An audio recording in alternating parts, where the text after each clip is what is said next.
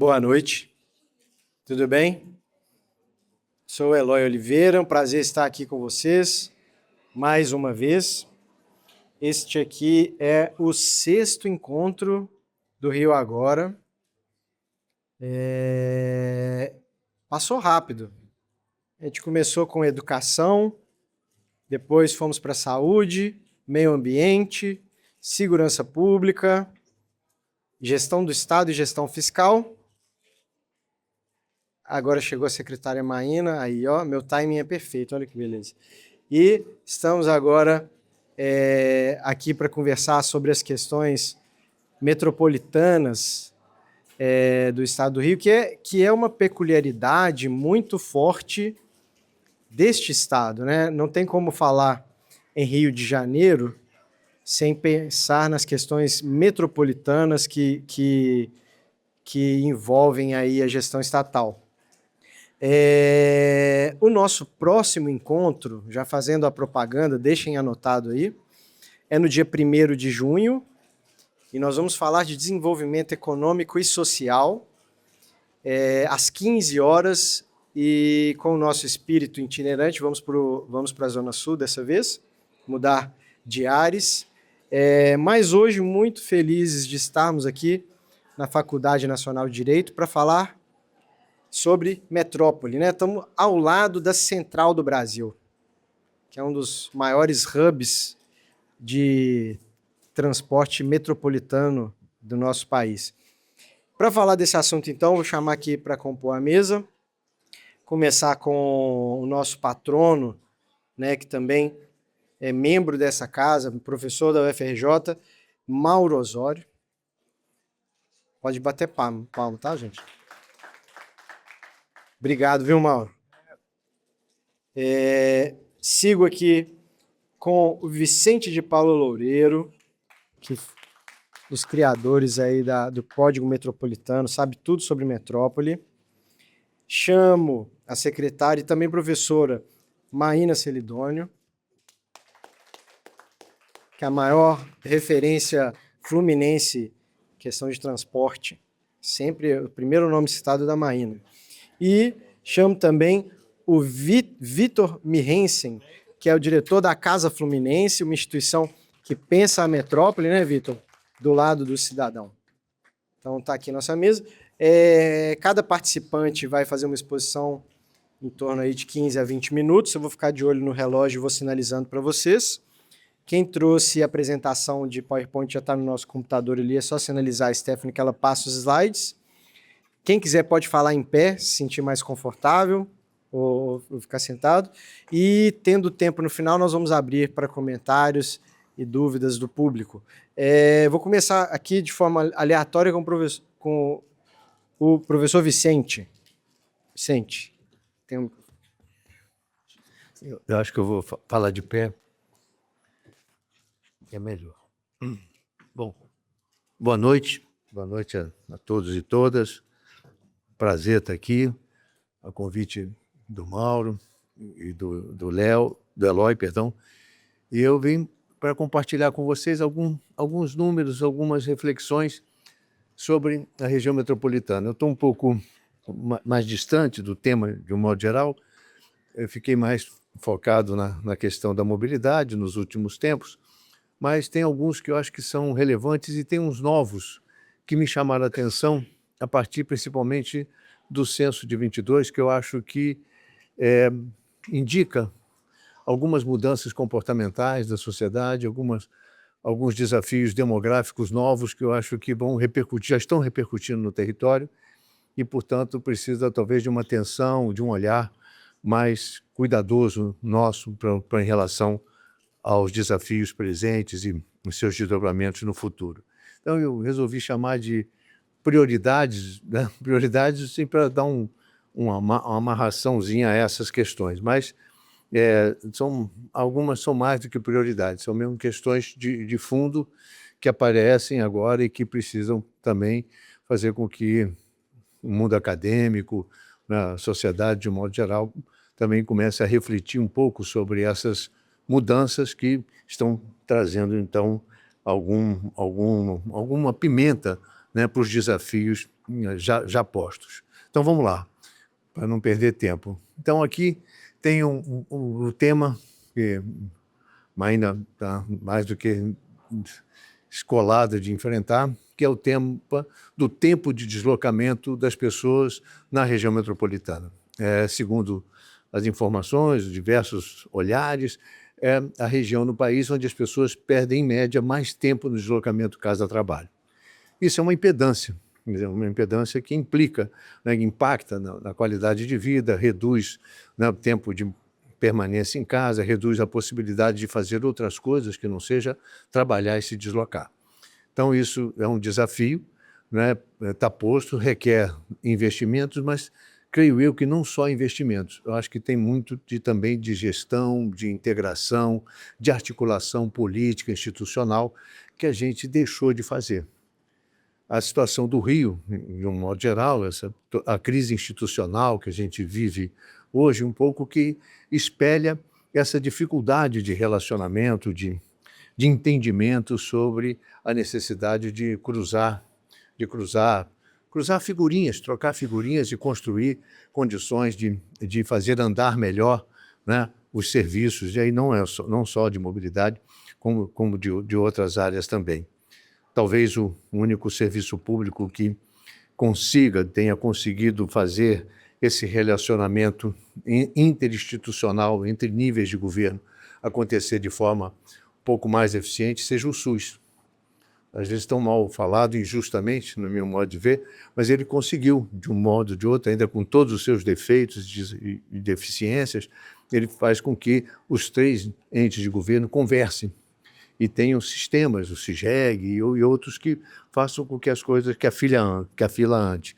Não talvez com a velocidade desejada, mas a fila ande. E aqui a gente vê, né, a luta, que você depois vai falar com certeza, do que é tentar fazer com que, nos tempos em que tudo a gente faz por aqui, para até pagar a conta, falar mal dos outros, a gente não consegue fazer com que tenhamos um bilhete único. Aqui pode chamar de tudo, menos de bilhete único, né?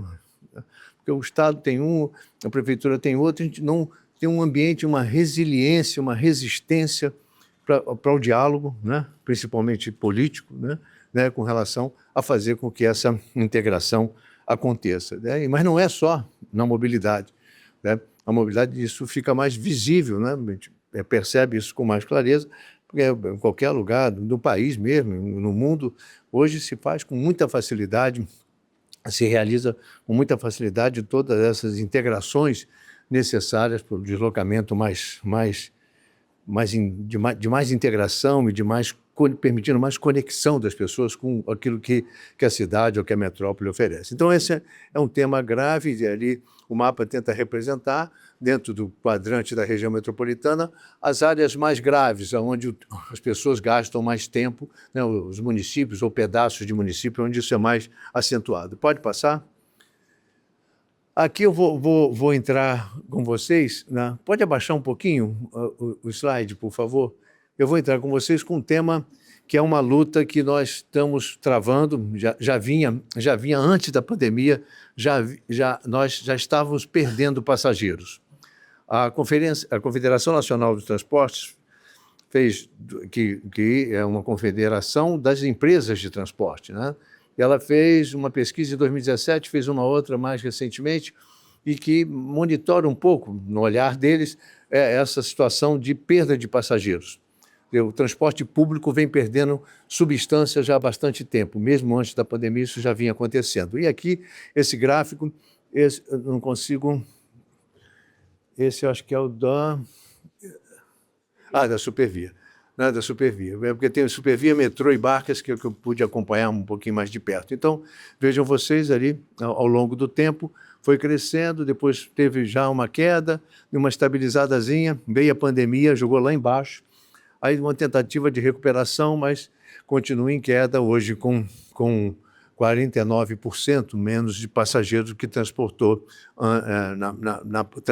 antes da pandemia, perda de 50% aproximadamente. Então, isso olha que na pandemia já estava bem abaixo, né, de um período recente, neste século, onde a coisa andou melhor, que foi o período entre Olimpíada e Copa do Mundo.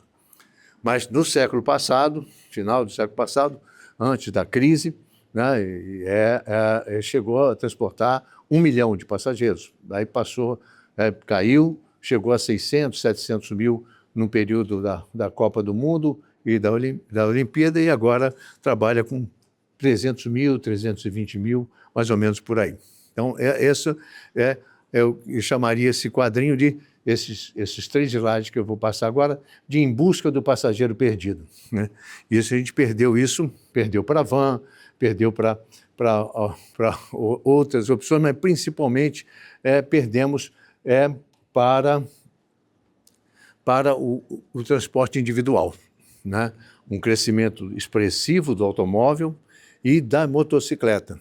Em Belford Roxo, por exemplo, na região metropolitana, entre os últimos dados, quando começou a fazer o levantamento do Detran, em 2010 para cá, decuplicou o número de motocicletas licenciadas, um pouco mais do que isso. Então é uma loucura, R$150 mil por mês de financiamento da moto, 200, mais 50 de gasolina, né, resolve, entre aspas, o problema da mobilidade, mas faz crescer barbaramente o CTI, a internação do CTI e todos os outros impactos que o uso da motocicleta, quer dizer, numa construção de um ambiente de Sudeste Asiático. É mais ou menos isso que a gente vem assistindo, né, com essa busca, com essa fuga para o transporte individual, tendo em vista a dificuldade de oferecer um transporte público decente, de qualidade, confiável, como já foi. Nesse trecho, né, nesse ápice, e eu vou mostrar daqui a pouquinho, nesse ápice aqui, a região de Dom Pedro a Deodoro do ramal da Supervia, esse ramal mais central da Supervia, né, transportou muito mais gente do que transporta hoje, né? E foi o período onde melhor funcionou, inclusive com intervalos dos trens equivalente a de metrô, 8, 9 minutos na média. Então isso foi um ganho fantástico e que a gente perdeu.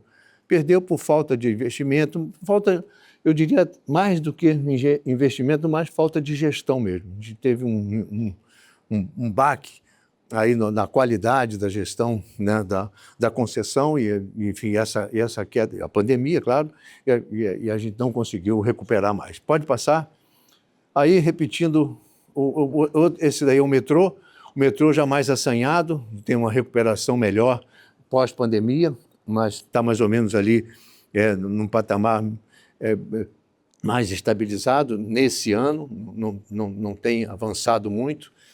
Reclamam da tarifa, reclamam da falta de integração, mas eu acho que tem isso e tem mais também a busca por solução individual e perda também de confiabilidade, queda na qualidade do serviço. Eu recebo muita reclamação de colegas, amigos engenheiros que me telefonam: poxa, o trem está balançando, engenheiros ferroviários, o trem está balançando muito, por que está acontecendo? Está faltando manutenção, coisas dessa natureza, do dia a dia de quem conhece um pouco do assunto e que fica a reclamar, né, da aparente falta de cuidado mesmo com a manutenção, com a qualidade do serviço. E hoje de manhã, na hora do almoço, eu fui atravessar aqui a estação de Presidente Vargas, ali em frente onde eu trabalho, para almoçar, e foi cheirando a xixi de onde eu comecei a descer a escada até subir do lado de cá, já perto do Campo de Santana. Quer dizer, é inadmissível, né? Mas é assim. É inadmissível, mas é fato. Adiante, também Barcas, que pode passar ao próximo. Barcas é a pior de todas, é uma situação que pulamos de 100 mil para 20 mil passageiros,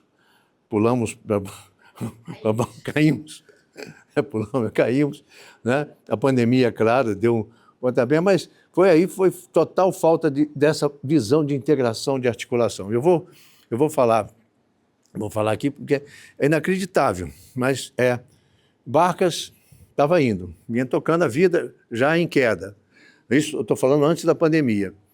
Aí, 2 medidas interessantes que fizeram a derrocada dela e com a pandemia ser quase sepultada. Bom, agora, um crescimento um pouquinho, com a integração com o Niterói, deu uma melhorada, que foi o seguinte: no final do governo Dilma, edital de licitação da Ponte Rio-Niterói, lá colocando que ganharia aquela licitação quem desse, da concessão, quem desse a menor tarifa. Bingo, ganhou lá quem deu a menor tarifa. No outro dia, encheu de ônibus a ponte. A ponte ficou mais interessante e, ao mesmo tempo, não coincidência, mas, de novo, falta de integração, falta de articulação política, a Prefeitura do Rio, Marina não estava lá, por isso eu posso falar com tranquilidade, a Prefeitura do Rio tira da Praça 15 todos os ônibus. Se estava certo, se estava errado, mas tem que combinar, não pode... Não quero discutir o mérito nem da licitação da ponte, muito menos da tirada dos ônibus, mas tem que combinar. Não combinou, resultado da Barcas foi lá para baixo, veio a pandemia, também um contrato de concessão equivocado, e, enfim, soma uma série de problemas, e aí a gente tem esse resultado, um transporte centenário, agradável, razoável, para tiro curto, funciona muito bem para tiro curto, né? Que é essa ligação Niterói-Rio de Janeiro, e que a gente vem perdendo e vai ter muita dificuldade de fazer voltar aquele patamar. Vamos ter que fazer muita manobra, engenharia, talvez só um metrô chegando à Praça 15, eu não sei, não quero especular aqui, mas vamos ter que inventar a solução para, de novo, dar energia, fazer sentido chegar na Praça 15, porque chegar na Praça 15 e não ter para onde ir, perde atração. O cara que está lá em São Gonçalo, toma um ônibus, vai pela ponte, salta na rodoviária, no terminal Gentileza, e resolve a vida dele. Pode passar adiante. Aí, então, uma situação do ramal de Deodoro, que é esse que funcionou como metrô de superfície, e eu acho que a receita para mudar isso tudo que eu estou falando aqui é olhar para esse patrimônio que é a estrutura ferroviária metropolitana do Rio, que tem 250 estações, enfim, corta toda a Zona Oeste, corta toda a Baixada, enfim, é uma estrutura, né, que tem um potencial enorme, já transportou mais de 1 milhão de passageiros por dia, então eu acho que eu trouxe esse slide para mostrar que é possível, né, mudar, e que, claro que requer investimento, mas quando a gente está investindo sobre o que existe, claro que e aperfeiçoando o que existe, é muito mais barato do que fazer qualquer outra inovação. Nada contra as inovações, mas a gente tem um ativo, um baita ativo, né, um patrimônio, né, que a gente precisa cuidar e que vem sendo, não vem sendo tratado com cuidado, com a atenção, né, que merecia e que deve ser tratado. Pode passar? Já estou falando demais. Bom, aí são os números que a gente tem por cada uma dessas estações, né, que tivemos entre os anos. Baixa um pouquinho, por favor, para a gente poder ver a legenda. Né? Então, a variação de passageiros que a gente obteve por cada uma dessas estações que compõem o ramal de Deodoro. Madureira sofreu um impacto importantíssimo, e Madureira, Meia, são centralidades que têm uma atividade comercial importante. Então, é decisivo para aqueles negócios, né, que o trem funcione, que o trem chegue, né, chegue com gente, né, como já chegou num tempo que não é tanto tempo atrás assim. Então, aí é uma demonstração de o quanto foi e está sendo penoso, né, para essa região, essa falta de um serviço adequado, seguro.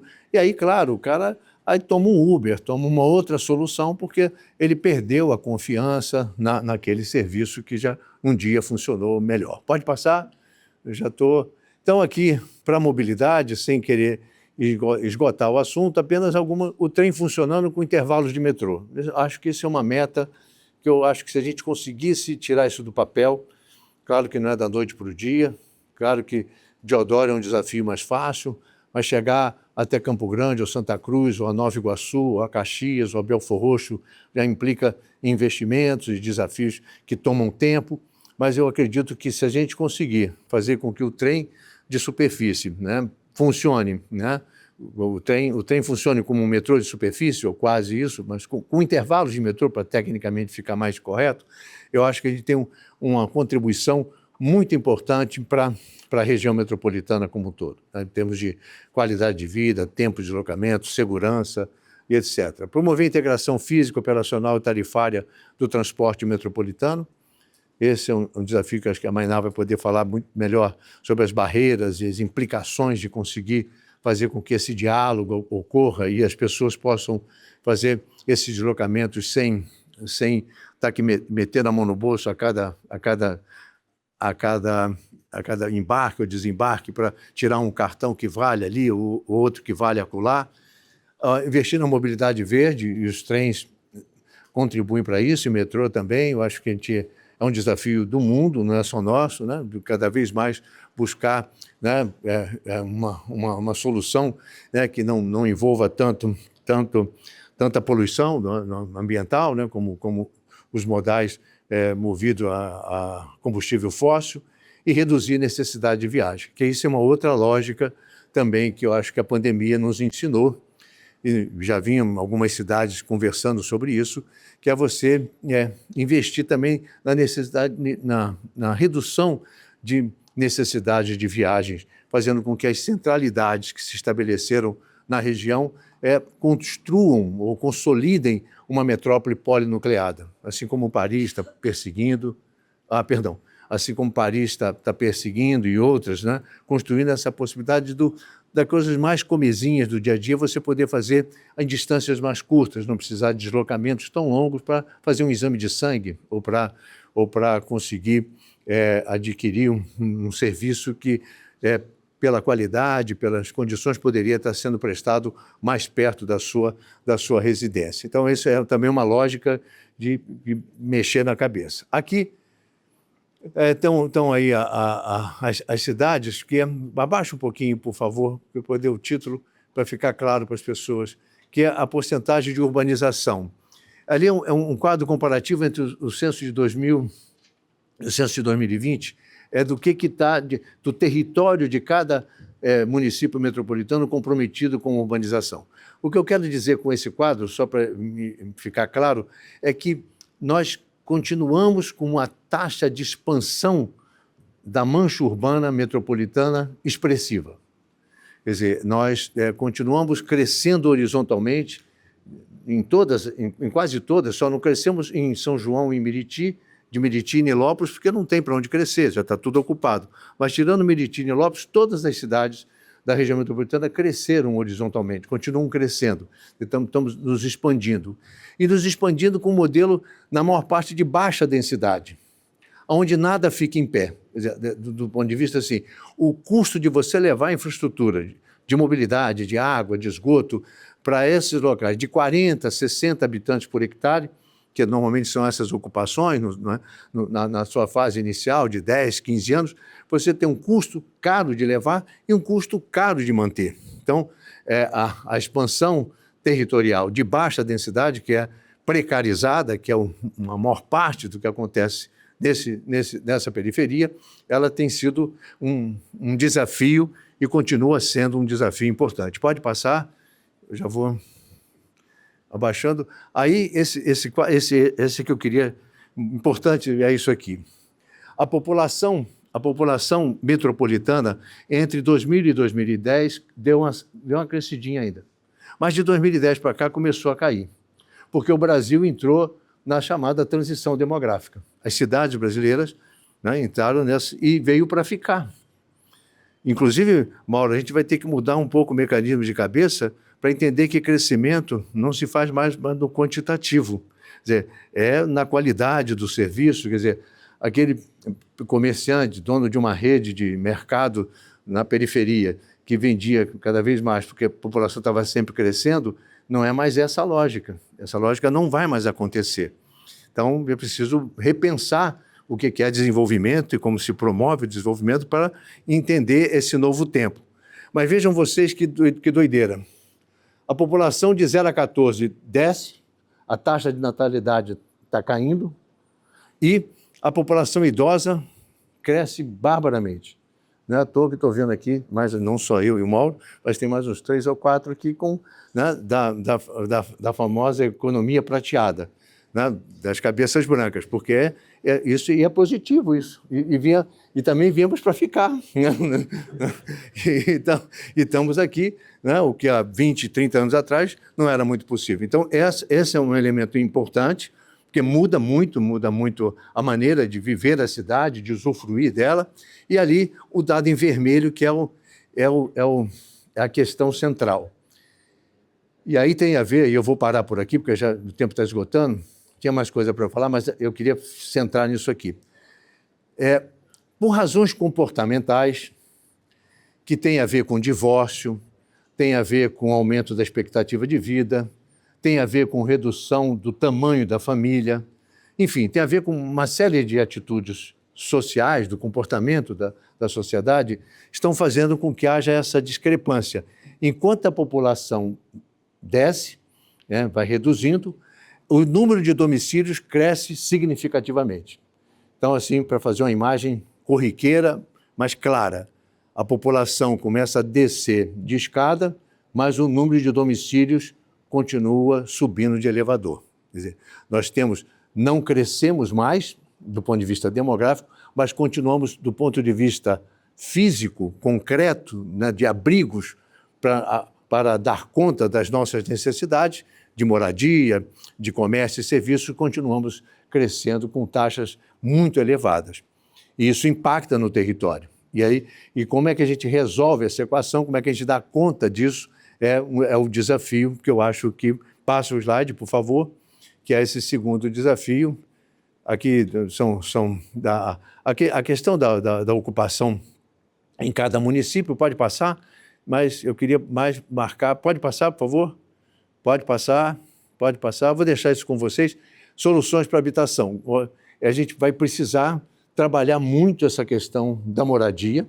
Ela continua uma pressão. A taxa o número de imóveis irregulares ou precários, né, tem crescido. A gente não consegue derrubar o déficit habitacional quantitativo, nem o qualitativo, como a Fundação Cabral acabou também de nos revelar, né, também continua expressivo, e esse desafio da habitação, a gente vai ter que trabalhar isso com produção de habitação, investimento nas áreas de vulnerabilidade, favelas, loteamentos clandestinos, etc., e começar a discutir o aluguel social, não como instrumento de emergência, mas como instrumento permanente da política habitacional. Porque eu acho que essa lógica de produzir habitação para proprietário, eu acho que a gente também não vai dar conta. A gente vai precisar usar o que, aliás, o mundo desenvolvido usou e usa com sabedoria, que é o aluguel social para aqueles que não têm condição de tomar o financiamento. E vão ter o aluguel social como forma de ter acesso a uma moradia digna, bem localizada, com serviços e tal, se a gente quiser, de fato, enfrentar esse desafio da expansão sem controle e que precariza os serviços, né, e que também oferece condições de vida também abaixo da necessidade mínima e digna. Pode passar? Pode passar. Aí são barras que... E aqui o ordenamento do território, que eu acho que eu devia ter colocado esse antes, mas é importante deixar claro que é preciso a gente reduzir essa expansão urbana horizontal da metrópole, adensar em torno dos corredores de transporte, adensar, quer dizer, usar instrumentos urbanísticos para adensar, fazer com que mais gente more perto do transporte de alta capacidade, média e alta capacidade, do BRT, do metrô, do trem, fortalecer a centralidade metropolitana na perspectiva da metrópole polinucleada e estimular a produção de alimentos na periferia da região, como forma de conter a expansão também, quer dizer, porque fica terra de engorda, né? E terra de engorda, qualquer loteamento, qualquer coisa que divida aquilo que foi comprado ou foi herdado em alqueire, possa ser vendido por centímetro quadrado, né? Em qualquer loteamentozinho precário, paga qualquer coisa, é melhor do que ficar aquilo lá sem uso. E ao passo que produzir alimento pode ser uma alternativa. Algumas cidades pelo mundo têm estimulado essa forma de, sobretudo, hortifruti granjeiro, que são produtos perecíveis e de consumo mais rápido. Então, talvez seja uma estratégia, né, para a gente conseguir segurar dar mais valor à terra com ela produzindo, né, do que deixá-la como terra de engorda e sujeita à expansão precarizada. Pode passar, que eu acho que é o último. É isso. Eu falei demais, mas eu queria dar um panorama e falar principalmente desses novos desafios impostos aí, trazidos pelo censo, e que a gente vai talvez ter que mudar bastante a orientação das políticas públicas e, quem sabe, daqui a pouco está trocando creche por centro de convivência de idosos, entre outras mudanças de orientação. É isso.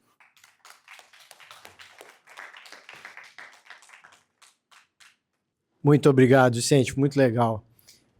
Vou passar agora a palavra aqui para o Vitor da Casa Fluminense.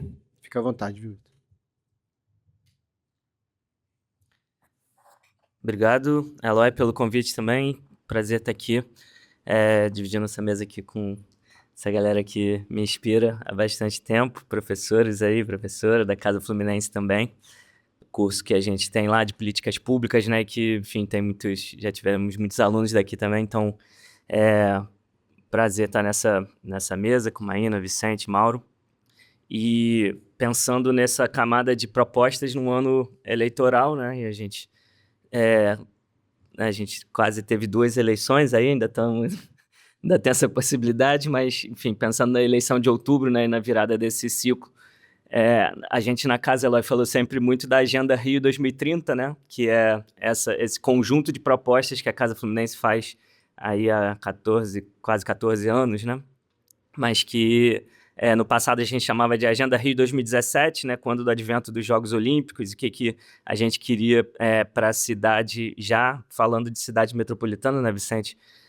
Participou muito dessa construção, da criação da casa, assim como o Mauro, né, Maína? Então, acho que tá aqui também hoje falando de algumas propostas. Eu não trouxe apresentação, mas falar também mais rapidamente. E, basicamente, as propostas que a gente faz na Agenda Rio 2030, elas estão ali, claro, né, no site da casa, casafluminense.org. A gente veicula 10 propostas desde a eleição passada de município. A gente trabalha com 10 propostas, já fizemos agenda com 100 propostas, com 48, enfim. Dessa vez a gente está apostando nesse foco, assim, né, de 10, e aí não só para mobilidade, claro, mas para justiça econômica, racial, de gênero, climática, e nos setores, né, enfim, transporte, saneamento, educação. Então, falar aqui um pouco mais, né, de transporte, mas pensando que transporte, como o Vicente mostrou, né, a gente está falando de moradia, né, por um lado, e de emprego, por outro, para pensar o grande deslocamento que a gente tem que fazer, né, basicamente, obrigatoriamente. E, bom, falar também a partir de quem se deslocou também por conta das instituições de ensino, né, desde a escola. Meu deslocamento de Realengo para o CAP da UERJ ali foi motivo também de eu estudar mobilidade, e na inspiração aqui também do Vicente, né, que quero e defendo, né, morar em Realengo, né, ele em Nova Iguaçu, mas com a capacidade também, né, de morar e trabalhar no seu território, estudar no seu território. Então, dessa perspectiva do pertencimento também que a gente fala lá na casa, por isso esse nome Fluminense, né, na casa, é de quem está pensando o Rio de Janeiro, como o Mauro sempre propôs, e certamente vai falar isso aqui, né, na universidade que dá aula, enfim. Eu, aluno da economia lá também, sempre colocando, né, os temas que são da nossa inquietude, da nossa trajetória para a universidade pautar com seus instrumentos. Então, né, esse estímulo sempre de ter monografias, de ter, né, TCCs e teses, dissertações que pensem o Rio de Janeiro e suas inúmeras questões e complexidades. Então, de novo, né, desse lugar de estar aqui. E aí a Agenda Rio 2030 tem, né, nesse ano, especialmente, esse lugar de quem assumir mandatos agora, né, Gustavo, vai chegar em 2030, se completar o mandato, né, que não é muito comum aqui no Rio, mas se chegar a completar os 4 anos, chega em 2030, que é esse horizonte, né, colocado pela ONU também, enfim, tem muito a ver também com o Rio de Janeiro aqui, sediando grandes eventos, né, como a Eco 92, a Rio+20, então, para colocar esse debate num lugar internacional também, né. Então, para focar no transporte, a gente tem falado muito e a gente já trocou bastante aqui com Maína, a gente está lá no conselho da Secretaria, né, Municipal de Transporte, e a gente tem falado nessa lógica, né, das justiças que eu mencionei aqui na Faculdade de Direito, mas a justiça econômica, racial, justiça de gênero, justiça climática, né, para pensar um transporte que precisa ser, a gente falava de barato, agora estamos falando de gratuito, né, gratuito, seguro, e aí seguro em tantas dimensões também, né, de importunação, mas da vida, né, das mortes, né, do tempo, enfim, do recurso que é despendido ali para isso. A gente pensa esse seguro de várias maneiras, escrevemos, né, alguns artigos e um livro também sobre como é que o deslocamento das pessoas onera, inclusive, a possibilidade de vida, né,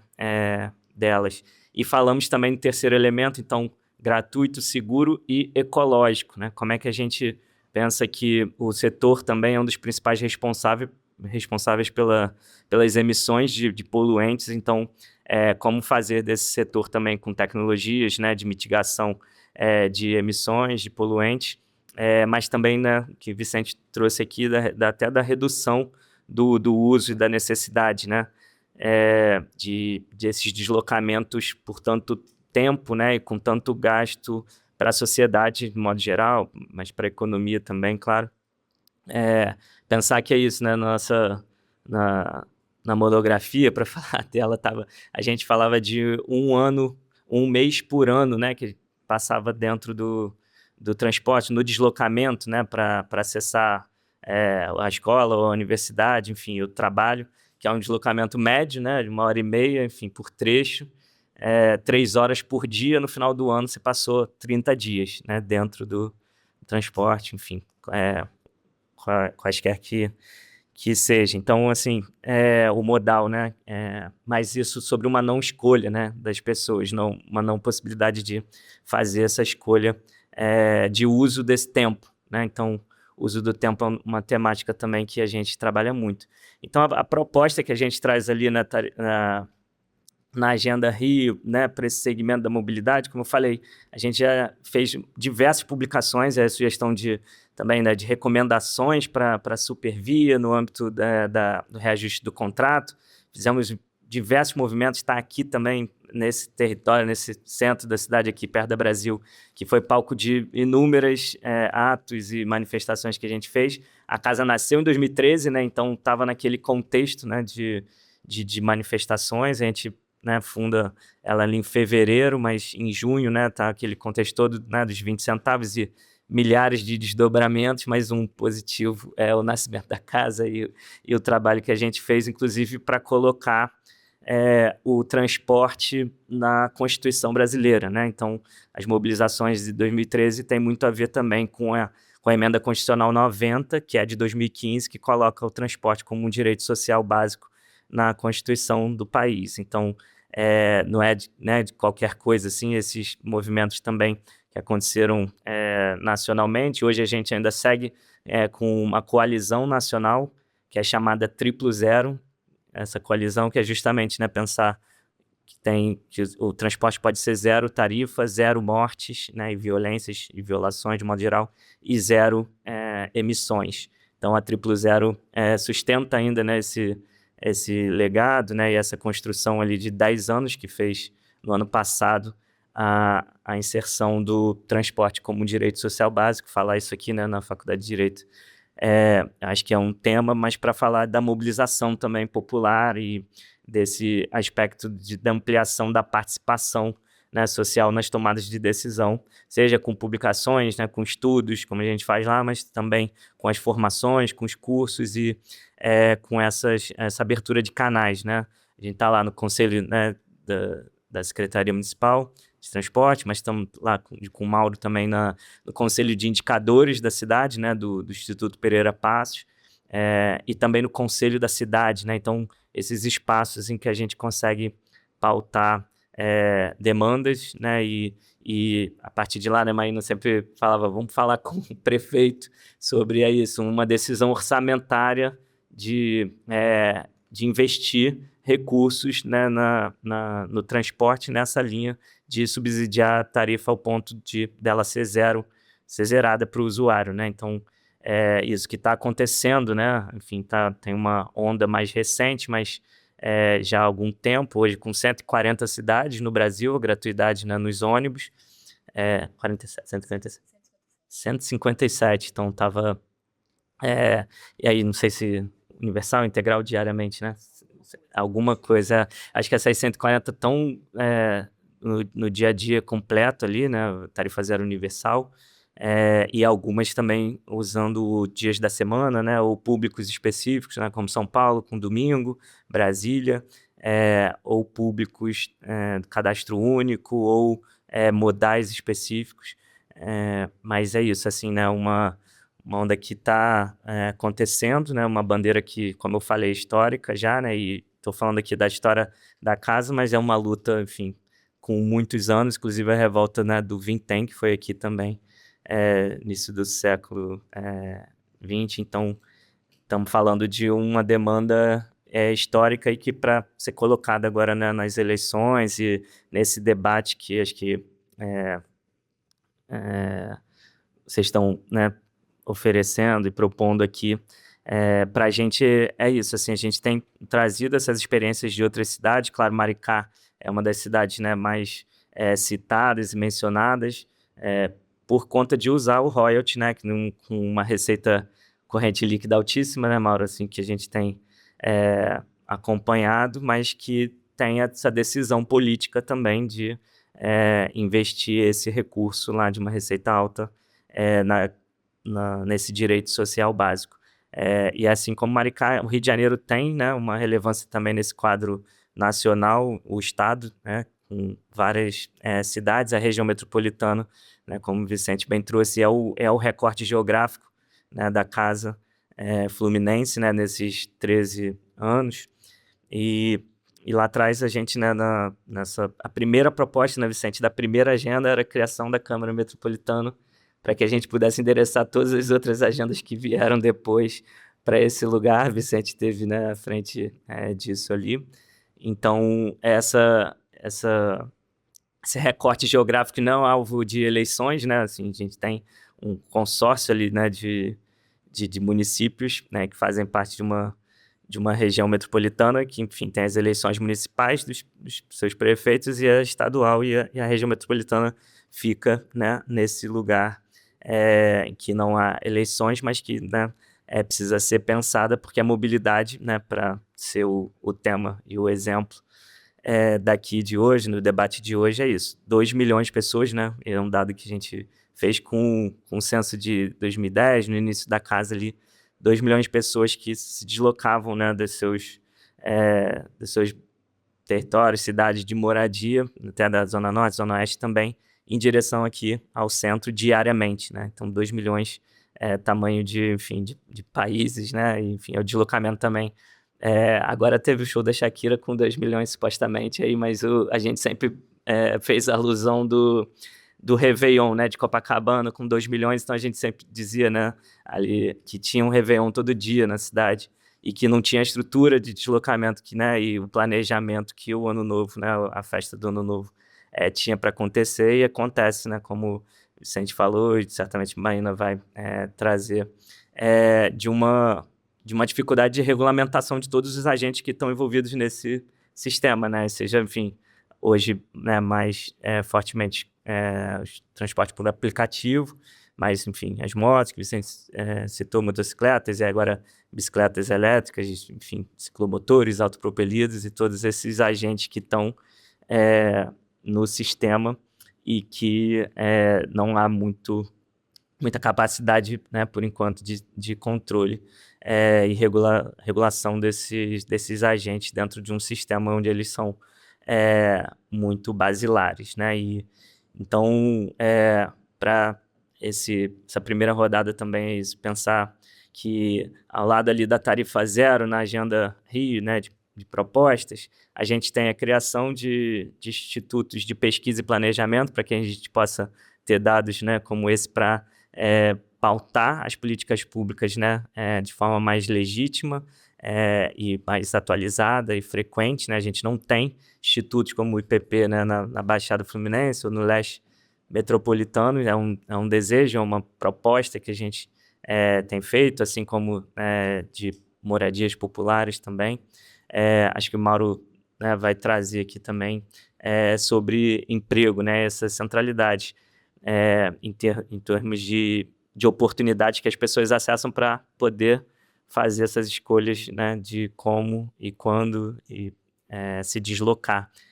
Então, é de um economista que eu gosto também, essa frase, né, da mais desenvolvido é o território onde as pessoas podem fazer mais escolhas, né, do Amartya Sen, lá do indiano, economista indiano, que inventou o IDH, né. Então, acho que é um pouco dessa lógica, e falar de emprego nisso é premente, né. A gente, enfim, hoje com mais possibilidades também, né, de trabalho remoto para algumas profissões, obviamente, mas que é isso, a distribuição, né, das centralidades, o CEP do emprego, né, Vicente, que a gente falava muito, essa deslocar, né, o CEP do emprego para que a gente tenha oportunidades mais próximas da casa e não esteja das casas, né, e não esteja nesse transporte que onera tanto a nossa vida, né, e como eu falei, tempo, 30 dias por ano, ou em custo, né, também 30% às vezes da renda, né, que aí compara com o déficit habitacional que o Vicente falou também, 30% da renda para algumas pessoas, né, são despendidas ali no transporte. Então, é sobre esse drama que todo mundo tem uma história ou uma história cotidiana para contar, de como a mobilidade, né, tem essa frase do carioca, acorda bem, mas a mobilidade o corrompe.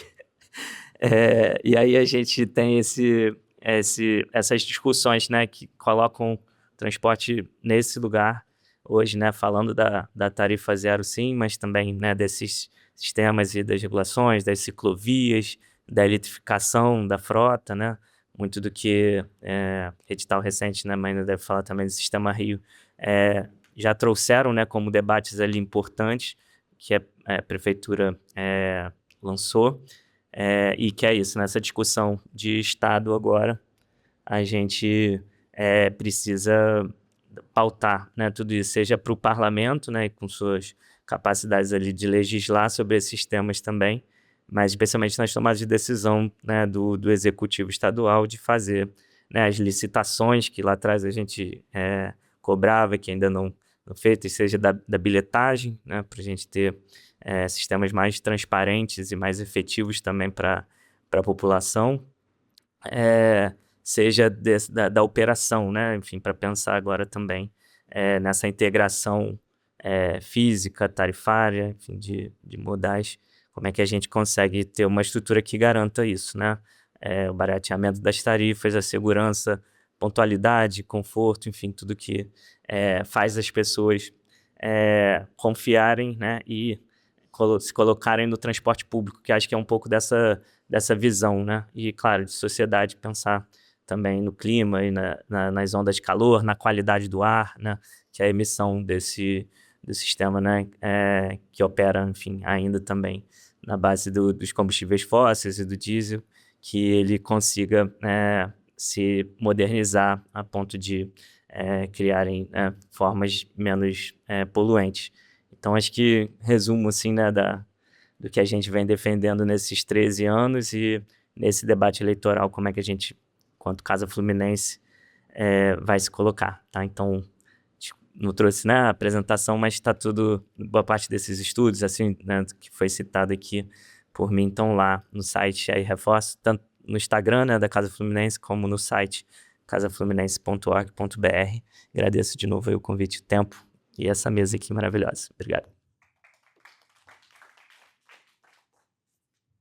Obrigado, Vitor.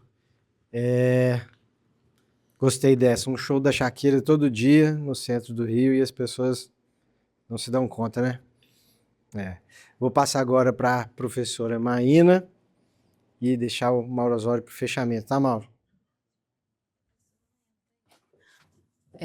Gente, obrigado pelo convite. Prazer estar aqui com essa mesa maravilhosa de amigos já antigos, né, da mobilidade.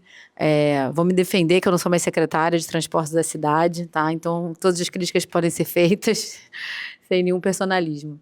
Então, eu trouxe uma proposta, né, encomenda do Eloy, trazer um pouco de diagnóstico e propostas, tentei ser bem sucinta, tá? Para os problemas que a gente tem, que são do Estado, mas quando a gente fala de mobilidade, a gente está falando eminentemente da região metropolitana, tá? Então, pode passar? Então, falando uma coisa assim, bem rápida, né? Você tem uma expressiva queda de passageiros, tá? Então, 47% nos trens desde 2019, 37% nas barcas, 26% no metrô, né? Então, a gente tem um cenário de transporte público infelizmente consistente entre modais, que é uma expressiva perda de passageiros, tá?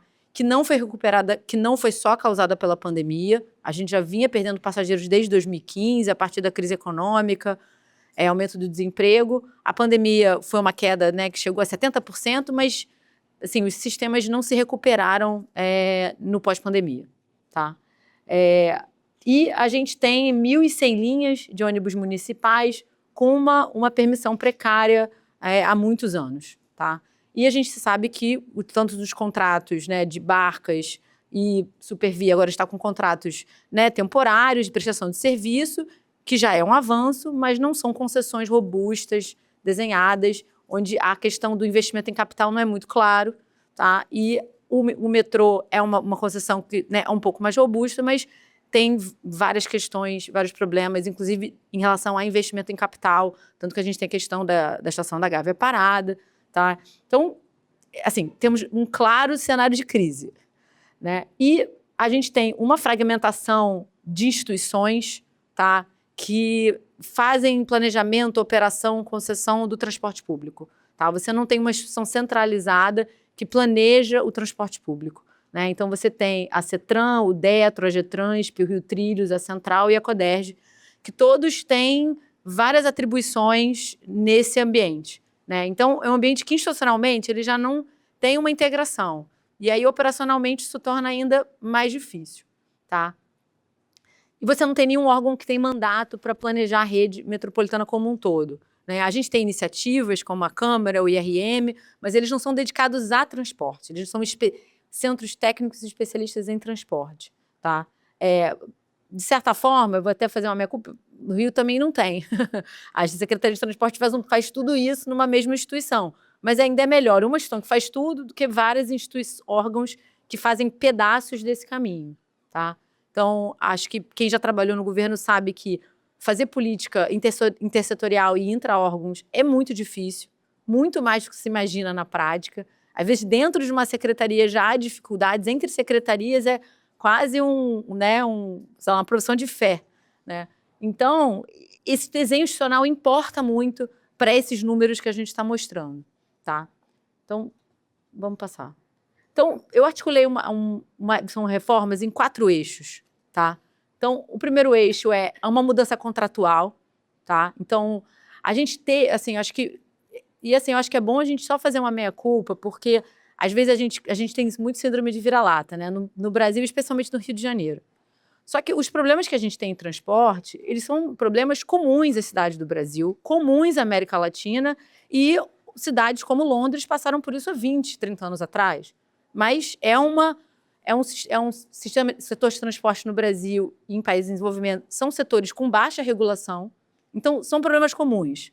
A boa notícia é que já teve que a gente superou isso, tá? Não só países de desenvolvimento, como Paris e Londres, mas como cidades como Bogotá e Santiago, que há 10 anos fizeram essas reformas e hoje tem um sistema de transporte infinitamente avançado em relação ao que a gente tem no Brasil, tá? Então, a gente não é uma grande, vamos dizer assim, a gente tem por onde se guiar, né?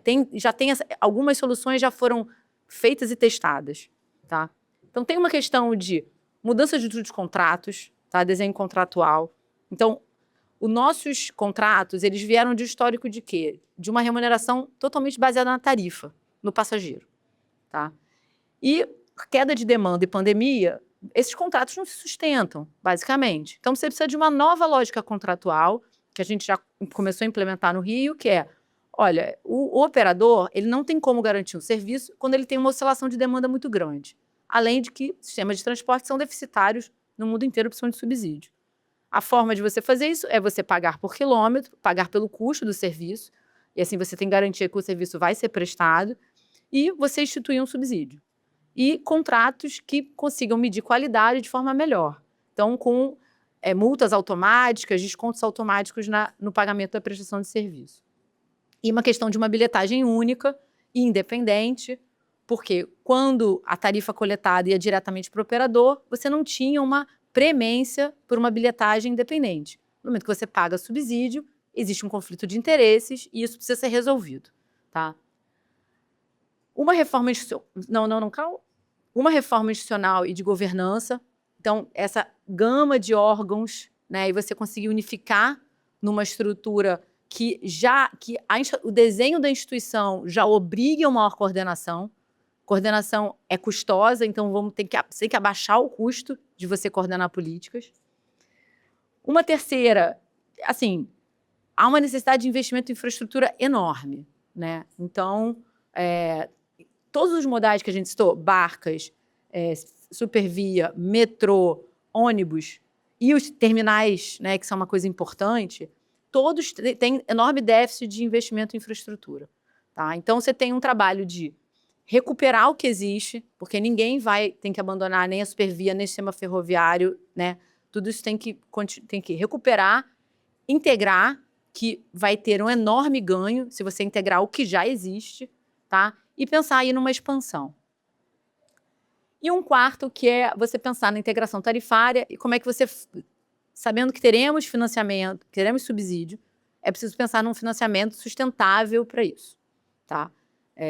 Hoje, o Brasil não tem um sistema de financiamento estruturado federal, como saúde e educação tem, o que torna um grande desafio, porque cada município tem que decidir o quanto subsidiar, como subsidiar, de onde vem esse dinheiro, não há nenhuma métrica, nenhuma racionalidade que norteie. Então, é um desafio muito grande, em tanto em tempos de planejamento quanto de orçamento mesmo, tá? Então, mas a gente tem vários exemplos no mundo de como é que se arruma financiamento e se estrutura isso. Não só através de financiamento federal, mas de como outros instrumentos, como captura de valorização no mercado imobiliário, tá? Que eu acho que é uma coisa importante a gente pensar. Então, pode passar. Eu vou detalhar um pouco cada uma desses eixos, assim, mas tentando ser bem sucinta, né? Então, quando você fala de contratos e bilhetagem, tem uma questão dos ônibus intermunicipais, né? O Detro, né, tem um edital que não está publicado, mas ele é um edital que já nasce com algumas características já ultrapassadas, né? Ele não tem claros indicadores de desempenho como desconto automático, então é uma oportunidade de repente reformular esse edital para ele já nascer mais moderno, tá? Trens e barcas, você tem agora contratos de prestação que estão aí com 5 mais 5 anos, mas não são concessões estruturadas.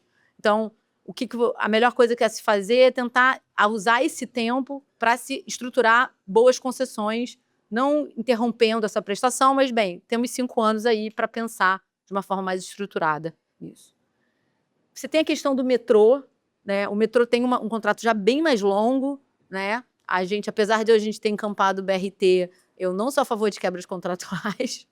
Então, acho que a melhor forma é você conseguir tentar, na verdade, fazer algumas renegociações com o metrô em termos de você entrar com uma integração tarifária que é necessária, você compensar o metrô por isso e também negociar alguns investimentos necessários na rede, tá? Então, é mais um reequilíbrio econômico-financeiro do que você mudar esse contrato, né, que está ali, que é desses modais o que melhor funciona, né, em termos de manutenção ao metrô. E eu vou falar do já estadual, porque eu acho que é o custo mais baixo, mas uma bilhetagem independente, transparente e que dê confiabilidade para o pagamento de subsídio e principalmente para o planejamento, tá? Então, isso é muito importante. A gente tinha um relatório um Excel entregue pela Rio Card 40 dias depois. Então, para eu saber a operação de hoje, quantas pessoas atracaram em cada linha, eu descobri isso daqui a 40 dias, mas totalmente de forma agregada. Então, agora a gente tem um painel online que eu sei onde a pessoa embarcou, a localização, que horas, quantas pessoas, e eu consigo planejar a minha rede de forma muito melhor. Vendo, essa linha está lotada nesse determinado horário, então tem que aumentar viagens. Então, para além do argumento da caixa preta em termos de desvios, tem um problema a caixa preta do planejamento, né? Em termos de governança, que eu acho que é a parte mais delicada, tá? Então, você tem vários modelos internacionais de como é que você faz governança, tá? Existem alguns modelos. Eu estou propondo um deles, acho que tem outras possibilidades, tá? Mas também inspirado da minha própria experiência na secretaria, né? Então, você tem atividades muito diferentes. Você tem uma atividade que é cuidar do dia a dia. É fazer vistoria de modal, é planejar o plano operacional, é planejar o show da Shakira, a Lady Gaga, o Réveillon. É um chão de fábrica, é operacional. Então, que eu acho que poderia ficar numa Secretaria de Transportes e Mobilidade. Você tem uma outra atividade que eu estou indicando. Eu estou falando tudo isso sendo uma estrutura específica de transporte. Claro que algumas dessas coisas podem ser agregadas em estruturas metropolitanas multitemáticas, mas eu não vou me propor a tanto, tá? Então, vou falar aqui de transporte. Que é uma autoridade de mobilidade. Que o mandato é planejar a rede integrada de longo prazo. É olhar e falar, tem que ter uma linha de metrô? Então tem que ter. Tem que mudar. É olhar para o todo, porque quem faz o dia a dia dificilmente consegue levantar a cabeça para planejar o longo prazo. Ou faz, mas com enorme dificuldade. Então, é uma autoridade que olhe para planejamento, novas concessões, novos negócios. Além de tudo, você tem uma atividade que é de regulação e fiscalização dos contratos, isso é um mandato de uma agência reguladora independente. Porque aí quem fiscaliza não é quem assina, não é quem opera no dia a dia. Tá? E aí a própria Getrans, que já existe, poderia ser fortalecida para fazer a regulação desses contratos. Tá? Isso são ainda, vamos dizer, esferas técnicas. Mas existe uma esfera política necessária, que aí seria a criação de uma Câmara Metropolitana, onde você teria assento o prefeito da região metropolitana, os prefeitos mais o governador, onde você decida sobre, existe uma proposta técnica de um plano de mobilidade, mas o que a gente politicamente vai escolher? Existe uma proposta de integração tarifária, a gente vai querer essa? Quanto cada município vai contribuir? O Estado vai pagar tudo? Quem vai pagar essa conta? Então, é preciso decidir, assim, qual é o bolo que a gente vai escolher e como é que a gente vai repartir esse bolo. Tá? Tanto em termos de investimento, né? Então, é a linha 3 do metrô? É um túnel que vai ser feito? Onde é que você vai investir? E essa é uma coisa assim que quando você passa pela gestão pública, a política nunca pode ser diminuída. Ela é extremamente essencial, até para a própria sustentabilidade das propostas. Pode passar. Em termos de infraestrutura, tá? Como a gente falou, recuperar, integrar e expandir, tá? Mas expandir, obviamente, e tem uma coisa no meio que eu botei ali, corredores e BRS, e aí eu acho que vale uma coisa. O Rio de Janeiro, nos últimos 15 anos, a frota de carros aumentou 175%. Não estou nem falando de moto, bicicleta, estou falando de carro, tá? Então, você tinha 5 habitantes por carro, hoje você tem 2, tá? Você expandiu a infraestrutura em 5%. Então, assim, se você aumenta o número de carros em 175% e a infraestrutura em 5%, você vai ter mais congestionamento, assim, não é uma questão física, assim, de espaço na cidade. Não tem como melhorar. E a gente é altamente dependente de ônibus. Esse é o modal principal da cidade, 47% das pessoas se deslocam por ônibus. Se o ônibus está no meio do trânsito junto com o carro, ele vai ter uma velocidade muito baixa e vai ser de baixa qualidade. Porque você vai pegar um trânsito horrível dentro do ônibus, você vai, não só leva tempo, tem um problema de confiabilidade, tem um acidente, para tudo. Então, o que normalmente leva 1 hora, pode levar 1h30. Então, você fica baixíssima qualidade por confiabilidade e por velocidade. Uma coisa que é de baixo custo é você aumentar a priorização, que pode ser desde um corredor segregado, como um BRT, mas pode ser um simples BRS no horário de pico. Isso melhora muito, de uma coisa muito imediata. E eu acho que esse tipo de política tem que ser usado de forma em larga escala, porque isso é usado nos outros países em larga escala.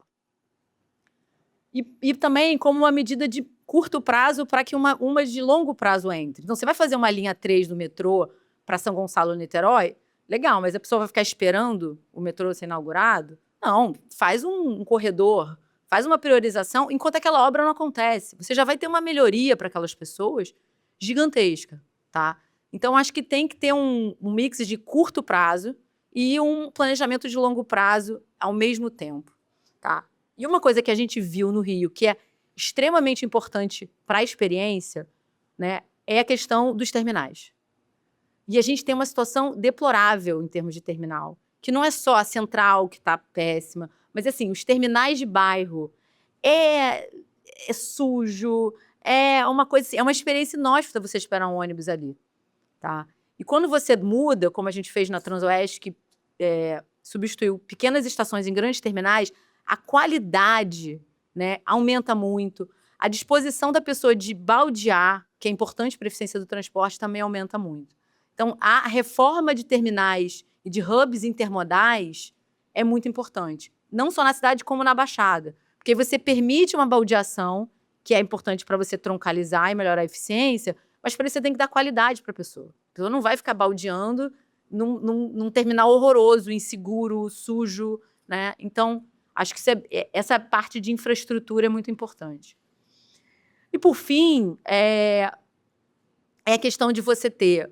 A gente tem dois grandes problemas na estrutura tarifária. Um é a competição entre modais, ou seja, se os modais são pagos por passageiro, eles vão brigar pelo passageiro nas ruas. Então, a linha de ônibus está em cima da linha de metrô. Então, isso é um problema. Quando você paga por quilômetro, você acaba com esse incentivo. E tem uma outra questão que é, como cada modal tem sua tarifa diferente, as pessoas escolhem não só por eficiência, mas escolhem por preço. Então, o ideal é que você tivesse um bilhete com preço e a pessoa, eu decido como eu vou. Se eu vou de trem, se eu vou de ônibus, se eu vou de van. Cara, a escolha é do cliente, né? Então, isso é importante você permitir... é o liberalismo, né, no transporte. Você paga e você decide como você vai, tá? A questão de um subsídio explícito e estável, tá? E aí eu acho que você tem duas formas de, além do subsídio do orçamento municipal e da tarifa do passageiro, eu não vou entrar em tarifa zero, desculpe, eu não vou entrar... Nesse momento eu não vou entrar nessa treta, tá? Que eu acho que você tem mecanismos de financiamento. Assim. Um mecanismo que é muito usado em vários lugares do mundo é de captura de valorização imobiliária, que é o seguinte, por exemplo, vai se inaugurar o metrô da Gávea. Já vou acabar. Então, você vai ter uma valorização imobiliária que vai ser completamente, né, capturada pelos moradores da Gávea. Só que os moradores da Gávea não se cotizaram a obra do metrô. Todos nós pagamos como contribuintes. Então, nada faz mais sentido de que parte da valorização imobiliária das casas e apartamentos seja revertida para o setor público, para reinvestimento em transporte público. Tá? Então, assim, principalmente os países asiáticos usam muito isso. Tá? Então, quando você pensa, vamos investir em infraestrutura de terminais, você tem que conseguir capturar a valorização imobiliária desse entorno. Tá? Isso faz com que esse próprio investimento seja mais atrativo, tá? E você tenha um financiamento para o transporte público. Então, isso eu acho que é um mecanismo muito importante da gente instituir, porque, normalmente, o governo investe e grande parte dessa valorização é capturada pelos proprietários dos imóveis. Né? Até porque a gente sabe que quando há uma melhoria de transporte numa área, os preços dos imóveis sobem. Então se você botar vamos dizer que você instituísse tarifa zero no Rio, você ia ter um aumento de todos os aluguéis na cidade. E aí quem paga aluguel é taxado, mas quem é proprietário lucra com aquilo. Então tem uma questão distributiva importante quando você investe em transporte público, que é nessa dinâmica da cidade, quem no final fica com aquele investimento. Não é tão óbvio assim quem vai ficar se apropriar daquilo. E a questão de muita necessidade de investimento em infraestrutura. Então, e aí você tem, vamos dizer assim, dinheiros e bancos para isso. Você tem BNDES, você tem PAC, você tem bancos multilaterais, não para um gasto corrente, mas principalmente para esse investimento em capital, que é muito necessário, tá? Então, bem, gente, é isso. Obrigado. Tentei ser rápida e passar um pouco por tudo. Obrigada. Obrigado, Maína. Sobrou 1 minuto. Quer falar mais? Não? Vou passar agora para o professor Mauro Osório, que vai fazer a exposição dele, o nosso fechamento. E eu acho que, com sorte, a gente consegue também conversar um pouquinho com o público. Bom, podia baixar um pouquinho também, como o Vicente pediu ali a apresentação. Bom, agradecer aí o Rio Agora. Estamos aqui numa maratona desde 10 horas da manhã, né? Amanhã a gente continua, vocês estão todos convidados. E me convidaram para fazer essa discussão aí da questão metropolitana, né? E a periferia metropolitana, ela é de longe, a região mais precária do estado do Rio de Janeiro, né? O Noroeste realmente é pobre, mas é muito mais arrumadinho do que a periferia metropolitana. Às vezes, quando eu vou no interior, eu faço essa discussão, né?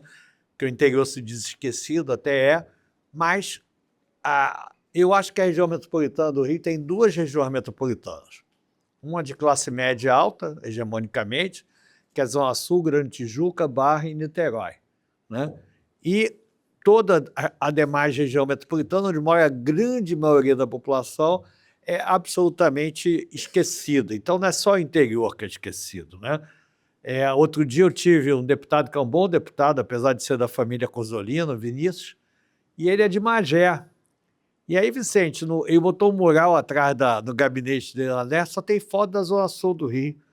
Aí eu brinquei com ele, eu tenho intimidade. Vicente, você é um vendido, porque Magé tem áreas lindíssimas de manguezal, só tem foto da Zona Sul.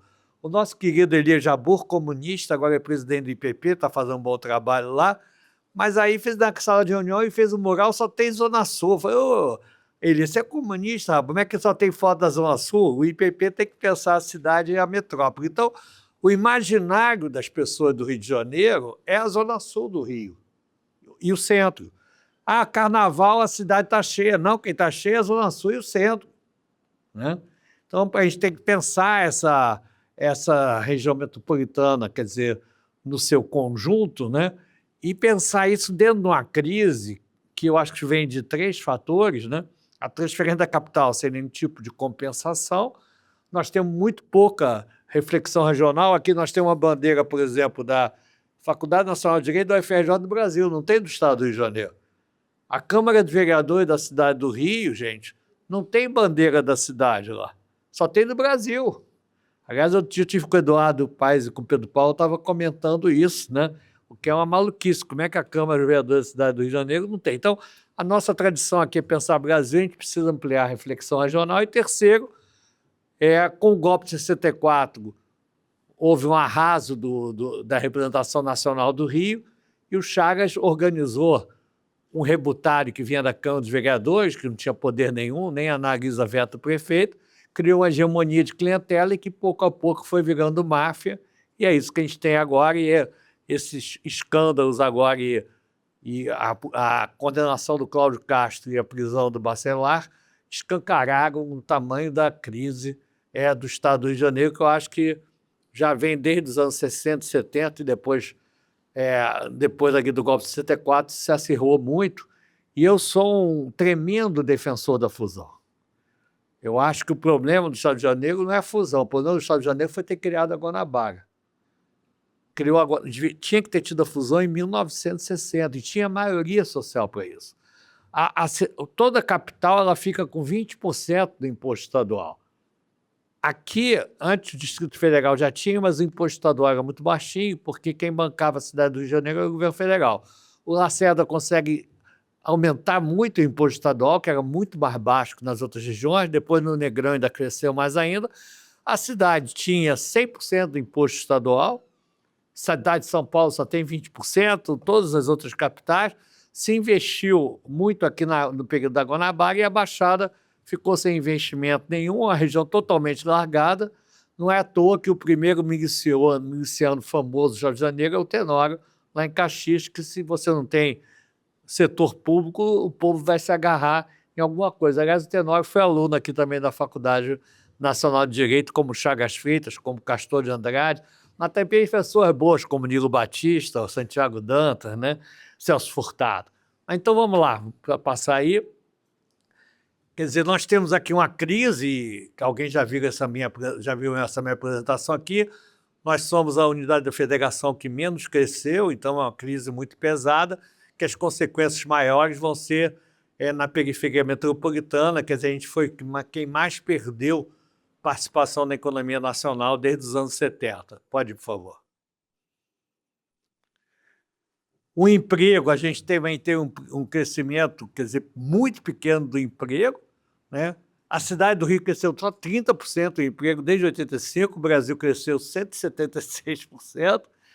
Então, a gente tem aí um problema, quer dizer, de crise econômica, de geração de emprego. Nós somos lanterna na geração de emprego e lanterna em termos de dinamismo econômico. Pode ir?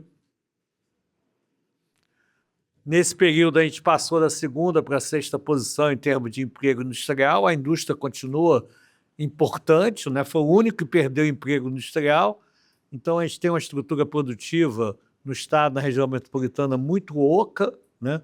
Então, a gente precisa pensar, quer dizer, como retomar e ter dinamismo econômico na cidade, na metrópole e no conjunto do estado. A gente tem uma dependência enorme de receita de royalties, né? Por conta da falta de base para arrecadação e por conta da desestruturação da Secretaria de Fazenda, deputado ligando para a Secretaria de Fazenda para passar caminhão sem nota fiscal.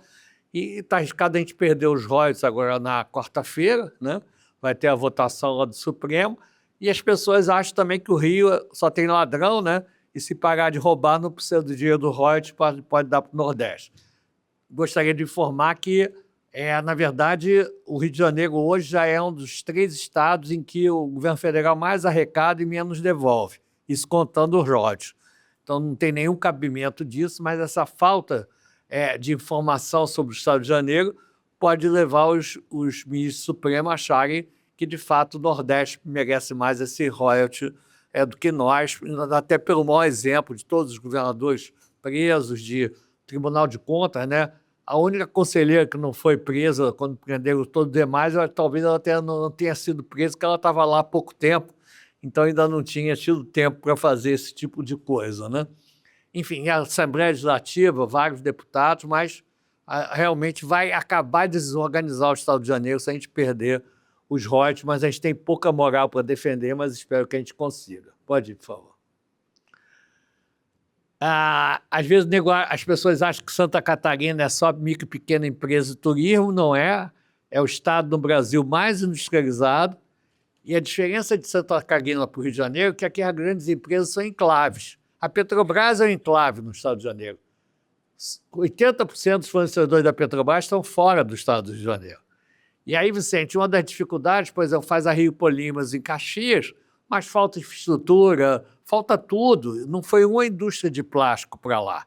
A grande empresa, ela monta a sua infraestrutura, ela negocia com o poder público, se ela vier, né? Mas para ter o encadeamento, para ter as cadeias produtivas, Santa Catarina tem WEG, tem Perdigão, Tubo Chig, tem a indústria naval e tem os fornecedores, né? Então, tem indústria alimentícia e tem os fornecedores. Você falou da agricultura, que a gente precisa ter no estado do Rio de Janeiro, enfim. Então, mas há só um ponto aqui para mostrar o estado de Janeiro, desses que estão aí, é o que tem menos peso no emprego industrial e é o que tem uma taxa de desemprego extremamente elevada, a mais elevada do Sul e Sudeste, né? Jovens, principalmente, nós temos uma taxa de desemprego de 17%. Como é que a gente vai disputar o jovem com crime organizado sem ter nenhum tipo de perspectiva? Pode, por favor. A taxa de desemprego de jovens, quer dizer, o Rio é imensa, né? Lá na região metropolitana, daqui não está dando para ouvir ali, mas, enfim, quer dizer, com certeza é enorme também, né? Novamente, Santa Catarina com a taxa de desemprego só de 2% e de 3,6% para jovens. Aqui é 17%, já chegou a ser mais de 20%, né? Pode ir. Evolução da população. Quer dizer, a Baixada Fluminense, gente, até os anos 40, ela era uma área rural. Tinha 180 mil habitantes, hoje tem 3,5 milhões. Esse crescimento foi feito sem nenhum investimento organizado em infraestrutura. Claro que teve investimentos, mas nada organizado e com a necessidade que essa região tem. O Brasil cresce muito de 30 a 80, né? E esse crescimento era muito puxado por São Paulo e pela cidade do Rio, que aqui era a capital e que também tinha muita... A cidade do Rio nunca foi uma cidade burocrática. A cidade do Rio sempre teve muita atividade privada. Até hoje, onde tem mais atividade privada no estado de Janeiro é na cidade do Rio de Janeiro. A partir dos anos 40, as pessoas que vinham do Nordeste, da parte pobre de Minas, para trabalhar na cidade do Rio, já tinham dificuldade de ficar aqui mesmo em favela. E começaram a ir para a Baixada e depois para toda a periferia. E aí isso ocorre, gente, e tinham 2 unidades federativas aqui, Distrito Federal e Antigo Estado do Rio. A política do Antigo Estado do Rio era muito mais voltada para Niterói e o interior. Então a Baixada explode de gente sem nenhum investimento público organizado, sem nenhuma estrutura pública, né? E por isso é que eu acho também que se a fusão tivesse acontecido em 60, né, podia ter feito muito mais investimento integrado. Ainda pegava todo um período de crescimento da economia brasileira, ela quase aconteceu em 60. Às vezes as pessoas já acham que a fusão, o problema foi a criação da Guanabara.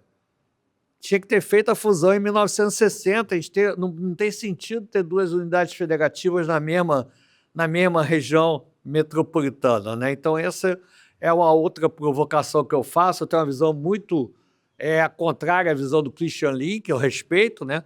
Acho até que o Eduardo Paes fez mal, me deixou chateado de fazer o lançamento do livro dele lá, até porque o Eduardo tem gente que diz que ele só gosta da cidade do Rio de Janeiro, e o Christian Link diz que todos os problemas do Estado de Janeiro é o antigo Estado do Rio, que é atrasado. Se lembra que o Chagas Freitas foi quem dominou a política quando teve a fusão, e o Chagas Freitas é o carioca nato, também aluno aqui, foi aluno da Faculdade Nacional de Direito. Pode, por favor. Esse é um texto aí do Carlos Lessa, que eu acho muito interessante. A região metropolitana está no livro Rio de Todos os Brasis, né? A região metropolitana é uma bomba de efeito retardado, herança da transferência da capital e da fundação da Guanabara.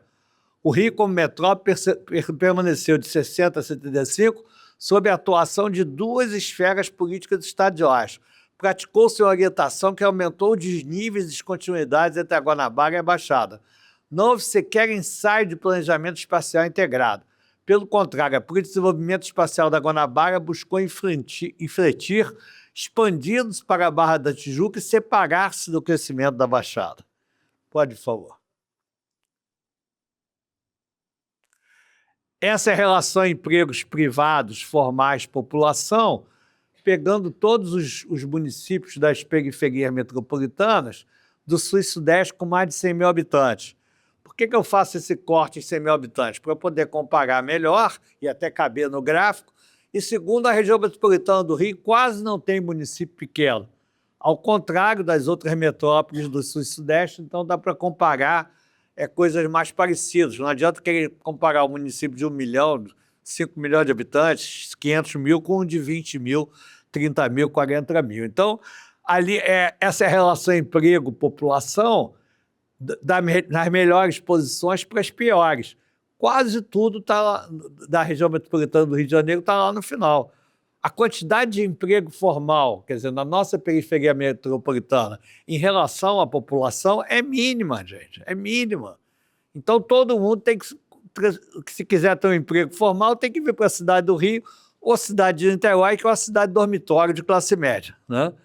Tá certo? Eu costumo dizer que os povos de Niterói moram em São Gonçalo, né? Porque realmente até vai mais gente de São Gonçalo para Niterói do que aqui, então tem uma renda muito alta. Ou seja, mas a Baixada Fluminense ainda e a periferia metropolitana é um deserto produtivo. Pode ir. Quando vai para o emprego industrial, aí é pior ainda.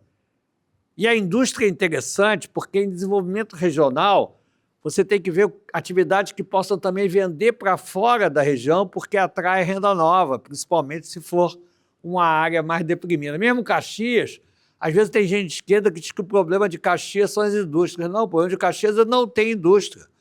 A relação emprego industrial, mesmo em Caxias, que tem algumas indústrias grandes, é 3%.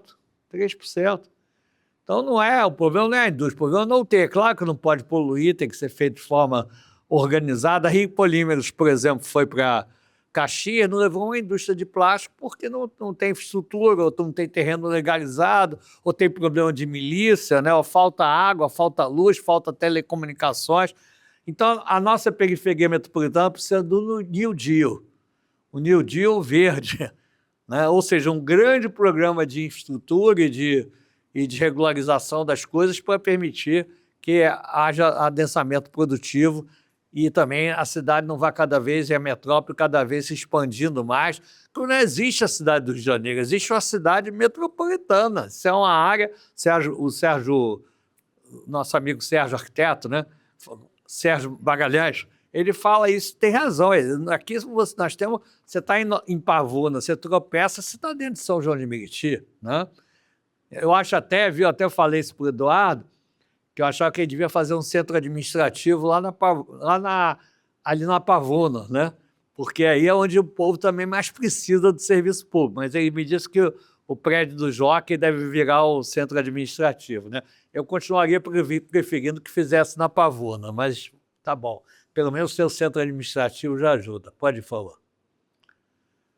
Isso aí é o IDEB, gente. Pegando todos os municípios, né, das periferias metropolitanas com mais de 100 mil habitantes. Olha lá, estão todos nas últimas posições. Quer dizer, mesmo Maricá ainda é ruim para o dinheiro que tem, gente. Niterói está lá atrás. Quer dizer, é uma catástrofe. Quer dizer, essa lógica política é uma elite política tão tosca, tão predatória, que gera esse tipo de resultado. Nova Iguaçu quase não tem creche, não tem nada de ensino integral, né? Então, é uma catástrofe, né? Uma vez eu estava apresentando, quando a Márcia Tiburi veio candidata, estava apresentando os dados do Estado do Rio de Janeiro, falou, Mauro, você não fica deprimido estudando o Estado do Rio de Janeiro? Eu acho que a gente tem que ser realista no diagnóstico e otimista na ação, mas sempre alguns me chamavam de pessimista, mas agora essa crise do Rio agora está tão escancarada que ninguém tem mais coragem de falar isso. Pode falar. Taxa de mortalidade materna no Estado de Janeiro, nós temos aqui 30 dos 84 hospitais federais, mas essa desestruturação do Estado faz que a gente tenha uma taxa de mortalidade materna maior do que a do Nordeste, maior que Minas Gerais, Espírito Santo, Rio, São Paulo, região Sul. Só o Norte é que a taxa de mortalidade é um pouco maior. Nós temos aqui 20% dos centros de pesquisa de sanitaristas e essa taxa de mortalidade materna, novamente, a lógica política do Rio arrebentando com tudo, inclusive com a área de saúde, né? Pode, por favor. Essa é a receita corrente líquida dos municípios, né? Agora vejam como o dinheiro também não é bem usado, né? Porque quando pega saúde, educação, emprego, esses municípios estão todos lá atrás. Aqui já está mais espalhado, né? Mesmo Maricá, com todo respeito ao nosso querido Quaquá, eu acho que ainda tem usado muito mal os recursos, tem muito que avançar. Maricá tem por mês, por habitante para gastar, o que São Gonçalo não tem por ano. Então, acho que uma coisa, o royalties, a gente tem que manter com o Estado, mas esses dos municípios tinha que ser melhor dividido, né? Até acho que teve uma época que o prefeito do Rio, mais o Quaquá e mais o Rodrigo queriam botar um dinheiro de São Gonçalo lá na periferia, mas o Witzel não quis apresentar nenhum plano de trabalho, como é que ia usar o dinheiro, e eles acabaram não fazendo isso. Mas vejam como tem uma diferença entre o problema de recursos e o problema dos resultados. A situação dos recursos é muito melhor do que dos resultados. Pode falar.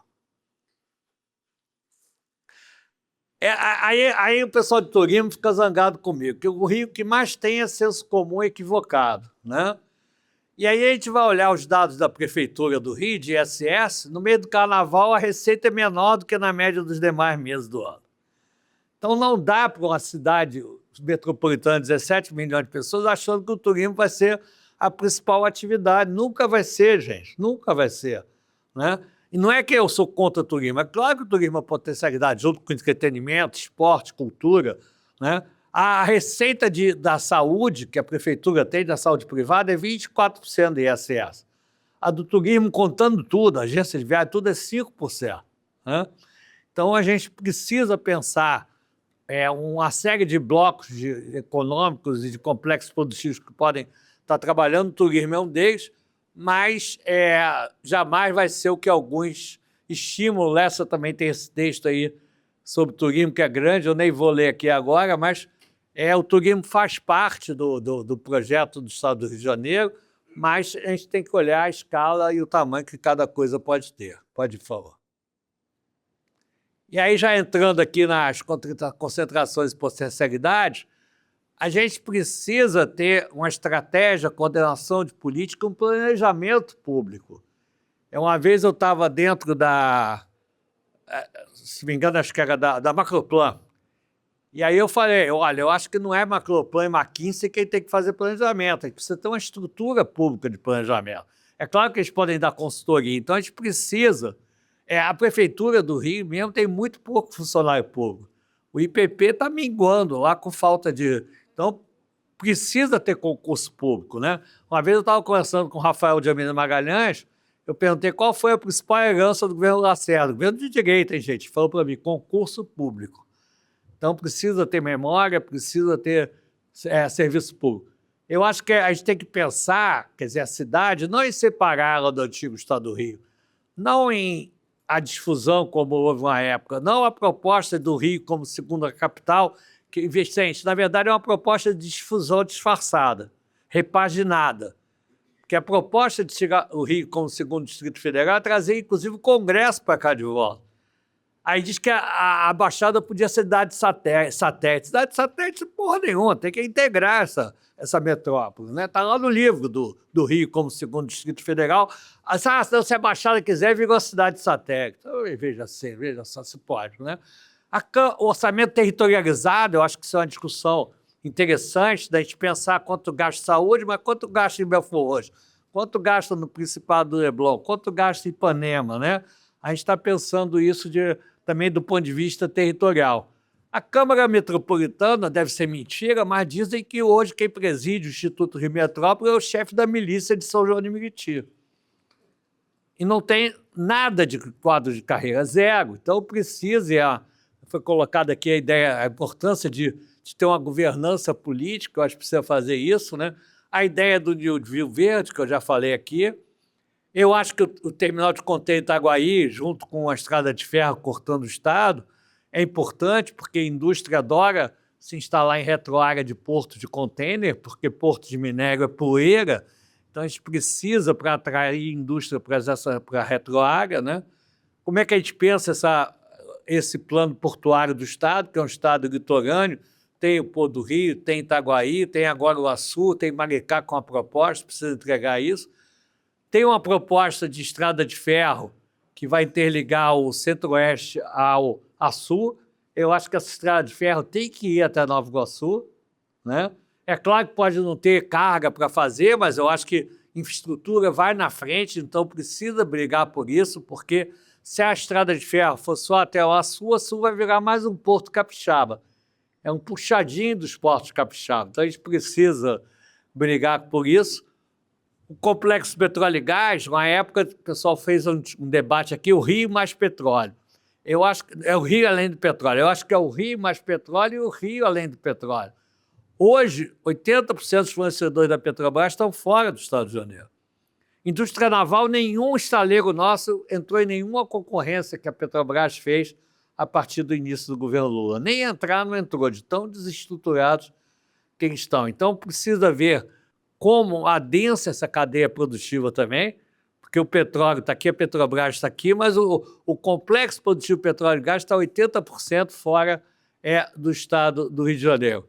O complexo econômico industrial da saúde, praticamente nada está vindo para cá, porque eu tenho milícia, eu tenho um bombeiro que achaca, então é um ambiente institucional absolutamente hostil que impede qualquer coisa. Então, volta essa discussão. Nós temos uma janela de oportunidade nessa eleição E quando o Cabral virou governador e me chamou para conversar, eu falei, Cabral, essa máfia do Rio desmoraliza qualquer um. Ou você é o início de ruptura com isso ou vai sair desmoralizado. Porque não vem indústria nenhuma para cá por causa dessa ambiência feudal hostil nos Estados Unidos. Ou é problema de milícia, ou é bombeiro cachaco, ou falta água, ou falta luz, ou falta telecomunicações. Eu tenho conversado também com o Eduardo sobre isso. Falei, onde você consegue quebrar o Partido da Alerj, ou o Partido da Alerj acaba com você. E ele disse que sabe disso, que vai fazer isso se ganhar. Eu acho que é importante.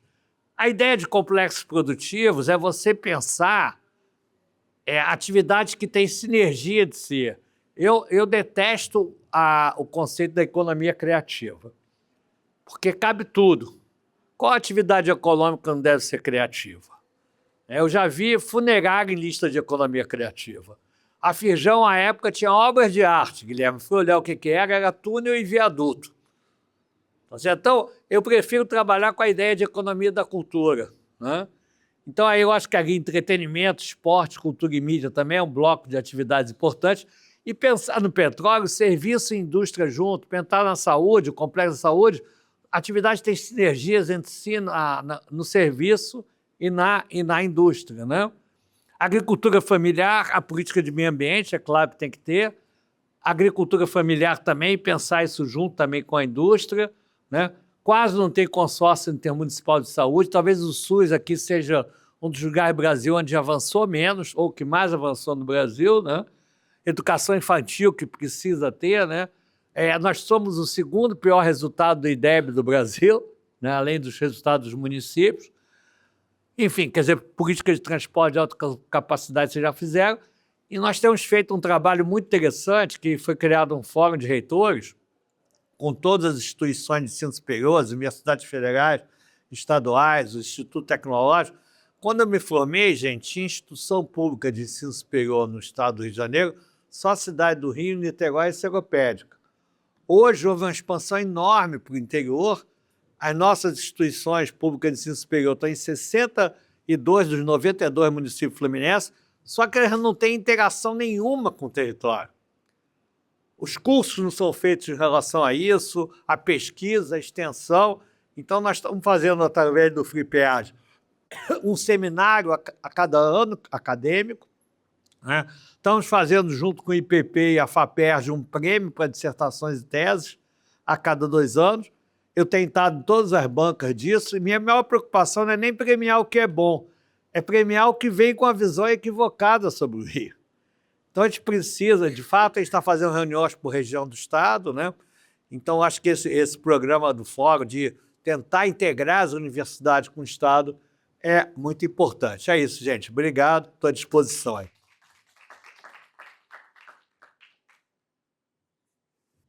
Muito obrigado, Mauro.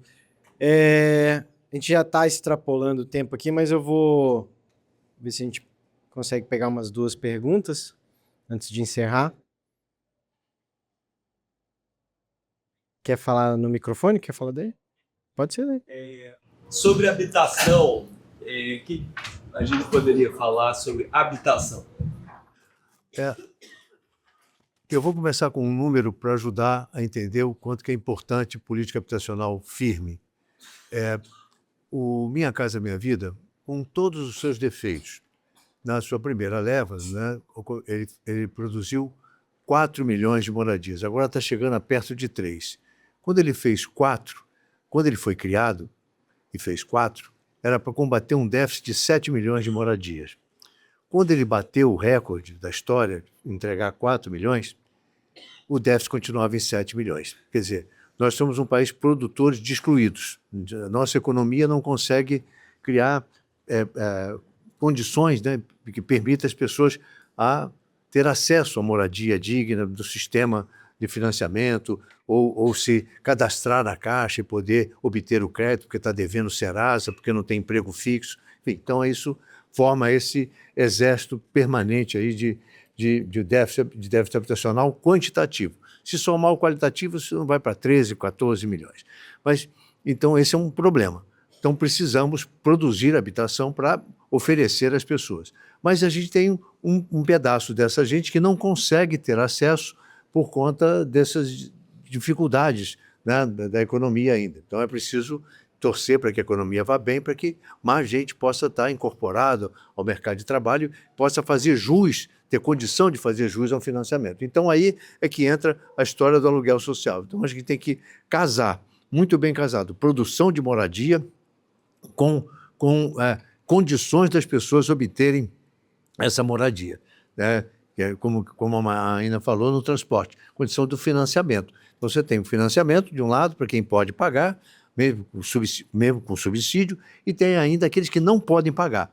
E esses, então, vão ter que ser atendidos pelo aluguel social.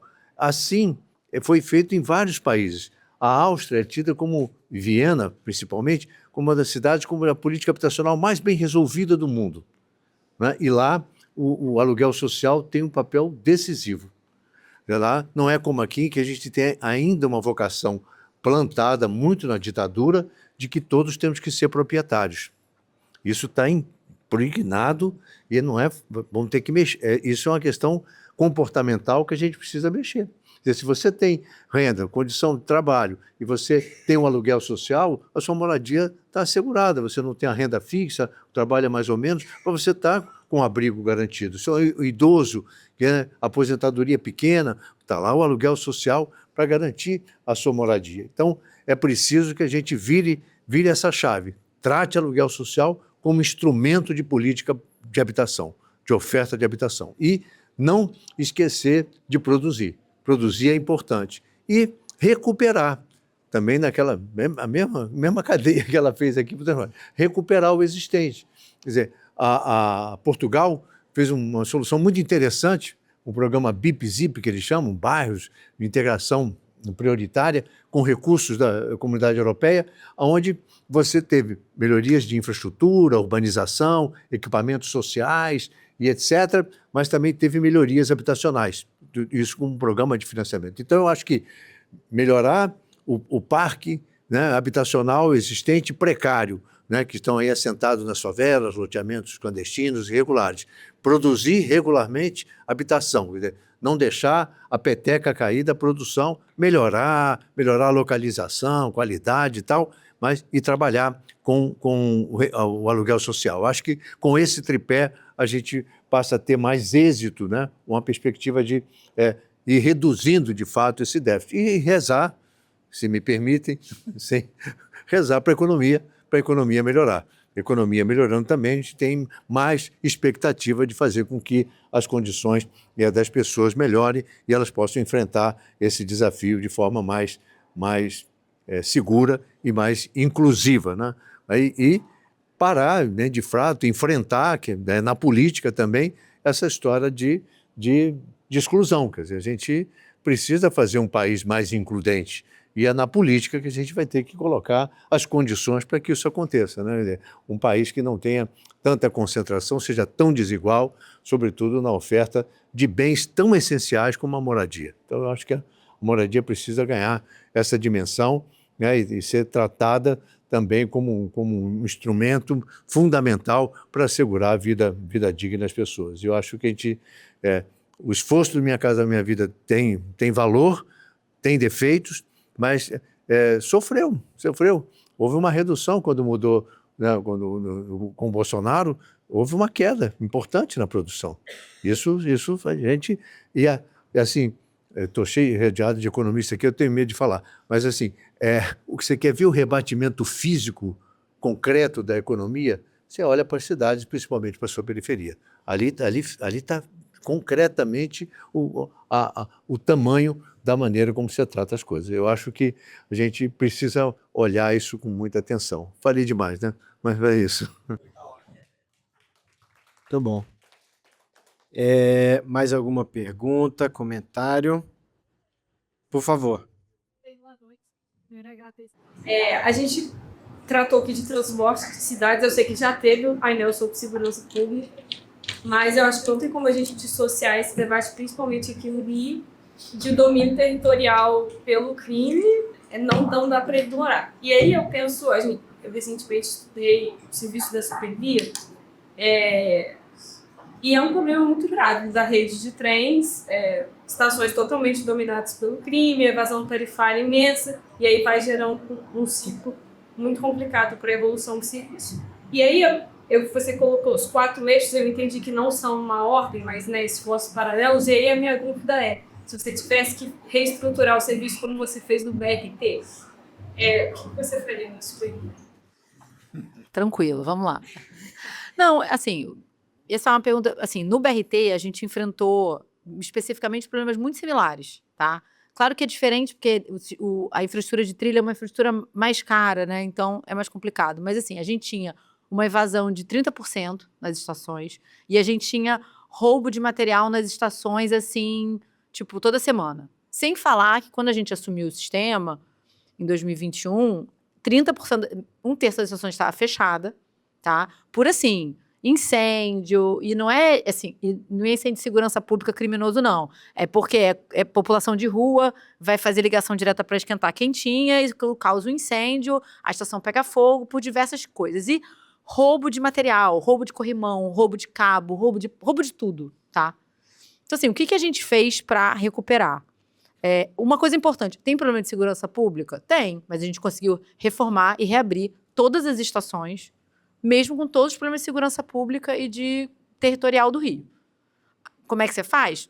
Cara, você conversa, entendeu? Você chega e fala, a gente vai reformar a estação, vai ser bom para todo mundo. Então, o primeiro corredor que a gente reabriu foi da Cesáreo de Mello, que todas as estações estavam fechadas, que é completamente controlado pela milícia, tá? Então, assim, eu acho que o problema de segurança pública, ele é real, ele impacta na vida do dia a dia, mas ele não quer dizer que nada pode ser feito, porque a gente tem um pouco essa pessoa, então não dá para fazer. Não, dá para fazer, mas você tem que ter várias articulações para fazer isso.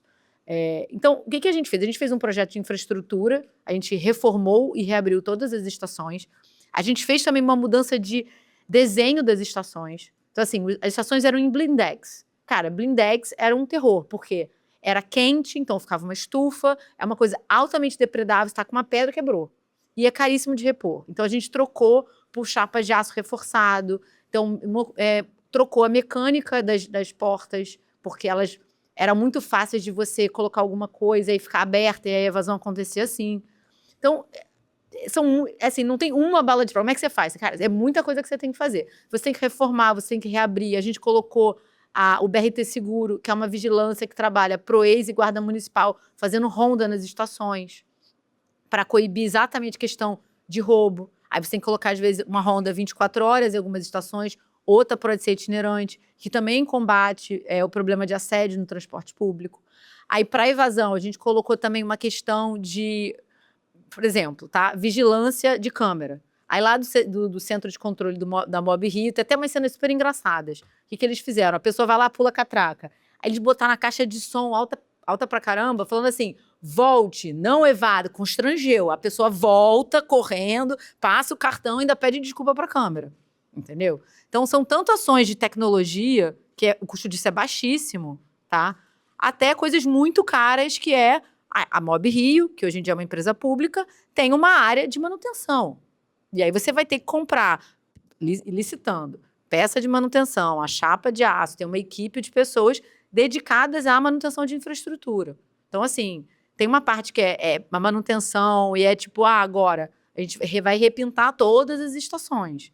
É um trabalho contínuo de manutenção, de articulação política com o entorno, porque tem diversas tensões no território que precisam ser tratadas, e dentro de todo ente você tem pessoas dedicadas a fazer esse tipo de trabalho de articulação, tá? Que é importante. E você tem uma parte de, tecnologia, que você tem que olhar. O que se faz? Porque, gente, claro, não da maneira exata como tem no Rio, mas depredação e evasão tarifária existem em todos os lugares do mundo em alguma medida. Entendeu? Então, tem muita coisa que você pode fazer mesmo sem resolver o problema territorial do Rio de Janeiro. Agora, eu acho assim, no BRT, e óbvio que tem uma coisa que é melhorar a qualidade do serviço, porque isso faz muita diferença. Então, se a pessoa vai num ônibus lotado, caindo aos pedaços, para ela pegar e depredar, é muito mais fácil. Se ela fica muito tempo esperando uma estação cheia, explodindo, todas essas situações são muito mais fáceis de acontecer, tá? Então, a melhoria da qualidade de serviço também impacta muito para o comportamento do passageiro. Assim, o prefeito fez pessoalmente muita campanha contra vandalismo. Ele botou na rádio, ele botou na TV, ele botava no Instagram dele, ele fez um trabalho. Mas também tem uma coisa que, claro, que tem coisas muito absurdas que acontecem, assim. A gente via, assim, às vezes ônibus, cara, novos, a pessoa ia lá e arrancava um pedaço do banco e ia embora, assim, sabe? Coisa muito gratuita. Mas também eu falava assim, gente, você pega um transporte por 2 horas, quente, lotado, você vai ficando puto, entendeu? E aí, você fala, não, mas aí...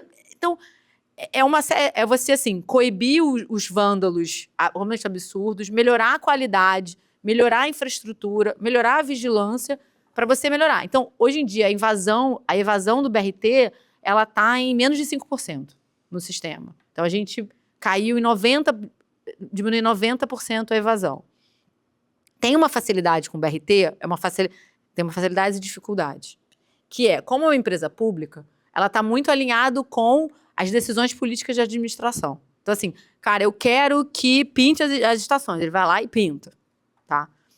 Tem 1000 custos, como licitar 2.000 peças por mês para manutenção, tá?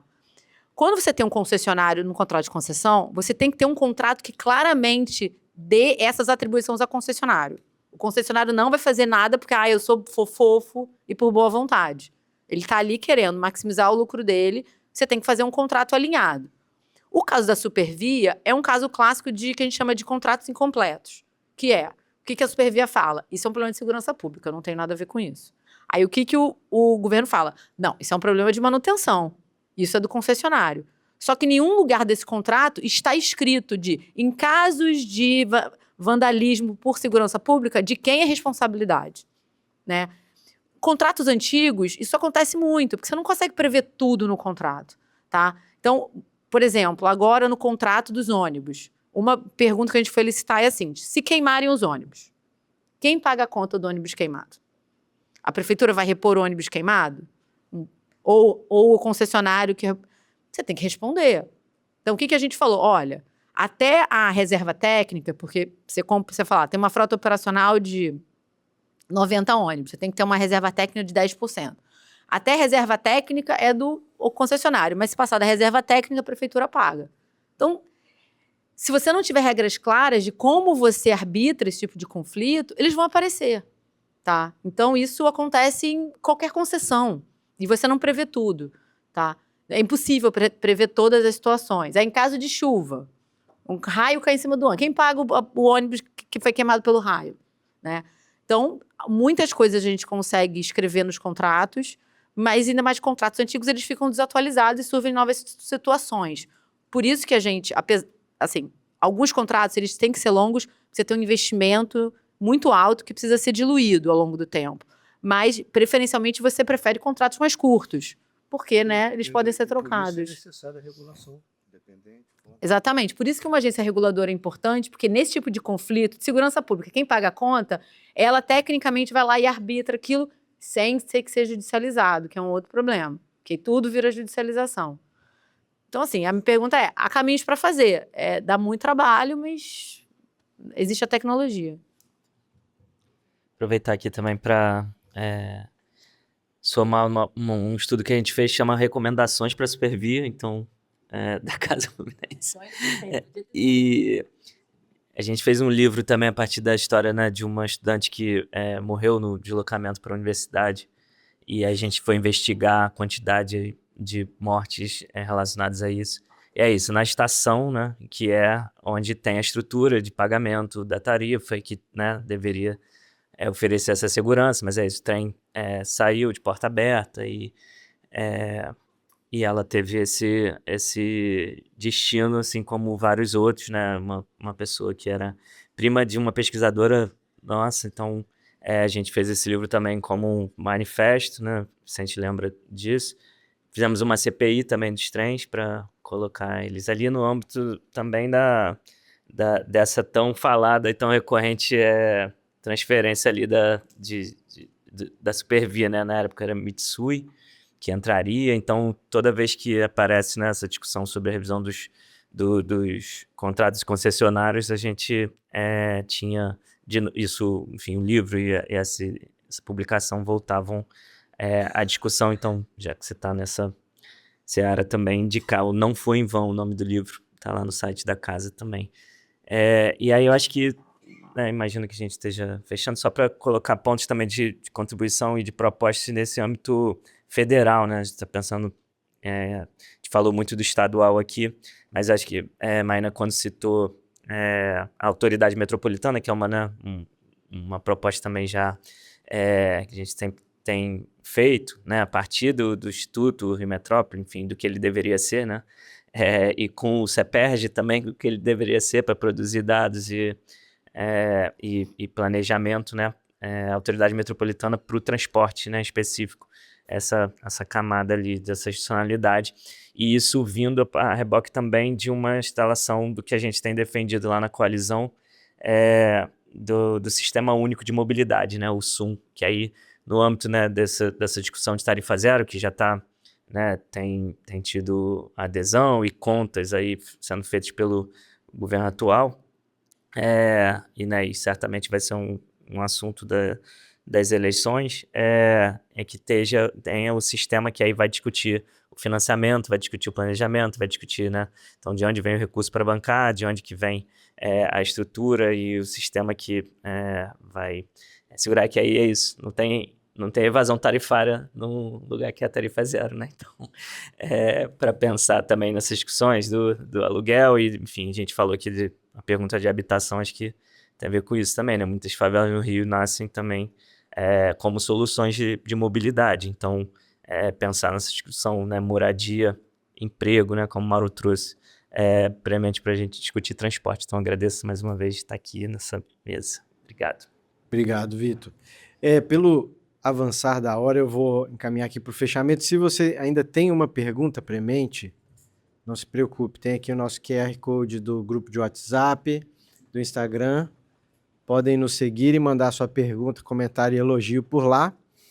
Agradeço imensamente a participação aqui do nosso painel. Obrigado, Mauro Osório, Vicente, Maína, Vitor. E lembrando que o próximo encontro, o 7º encontro do Rio Agora, vai ser no dia 1º de junho, para falar sobre desenvolvimento econômico e social. Contamos com vocês.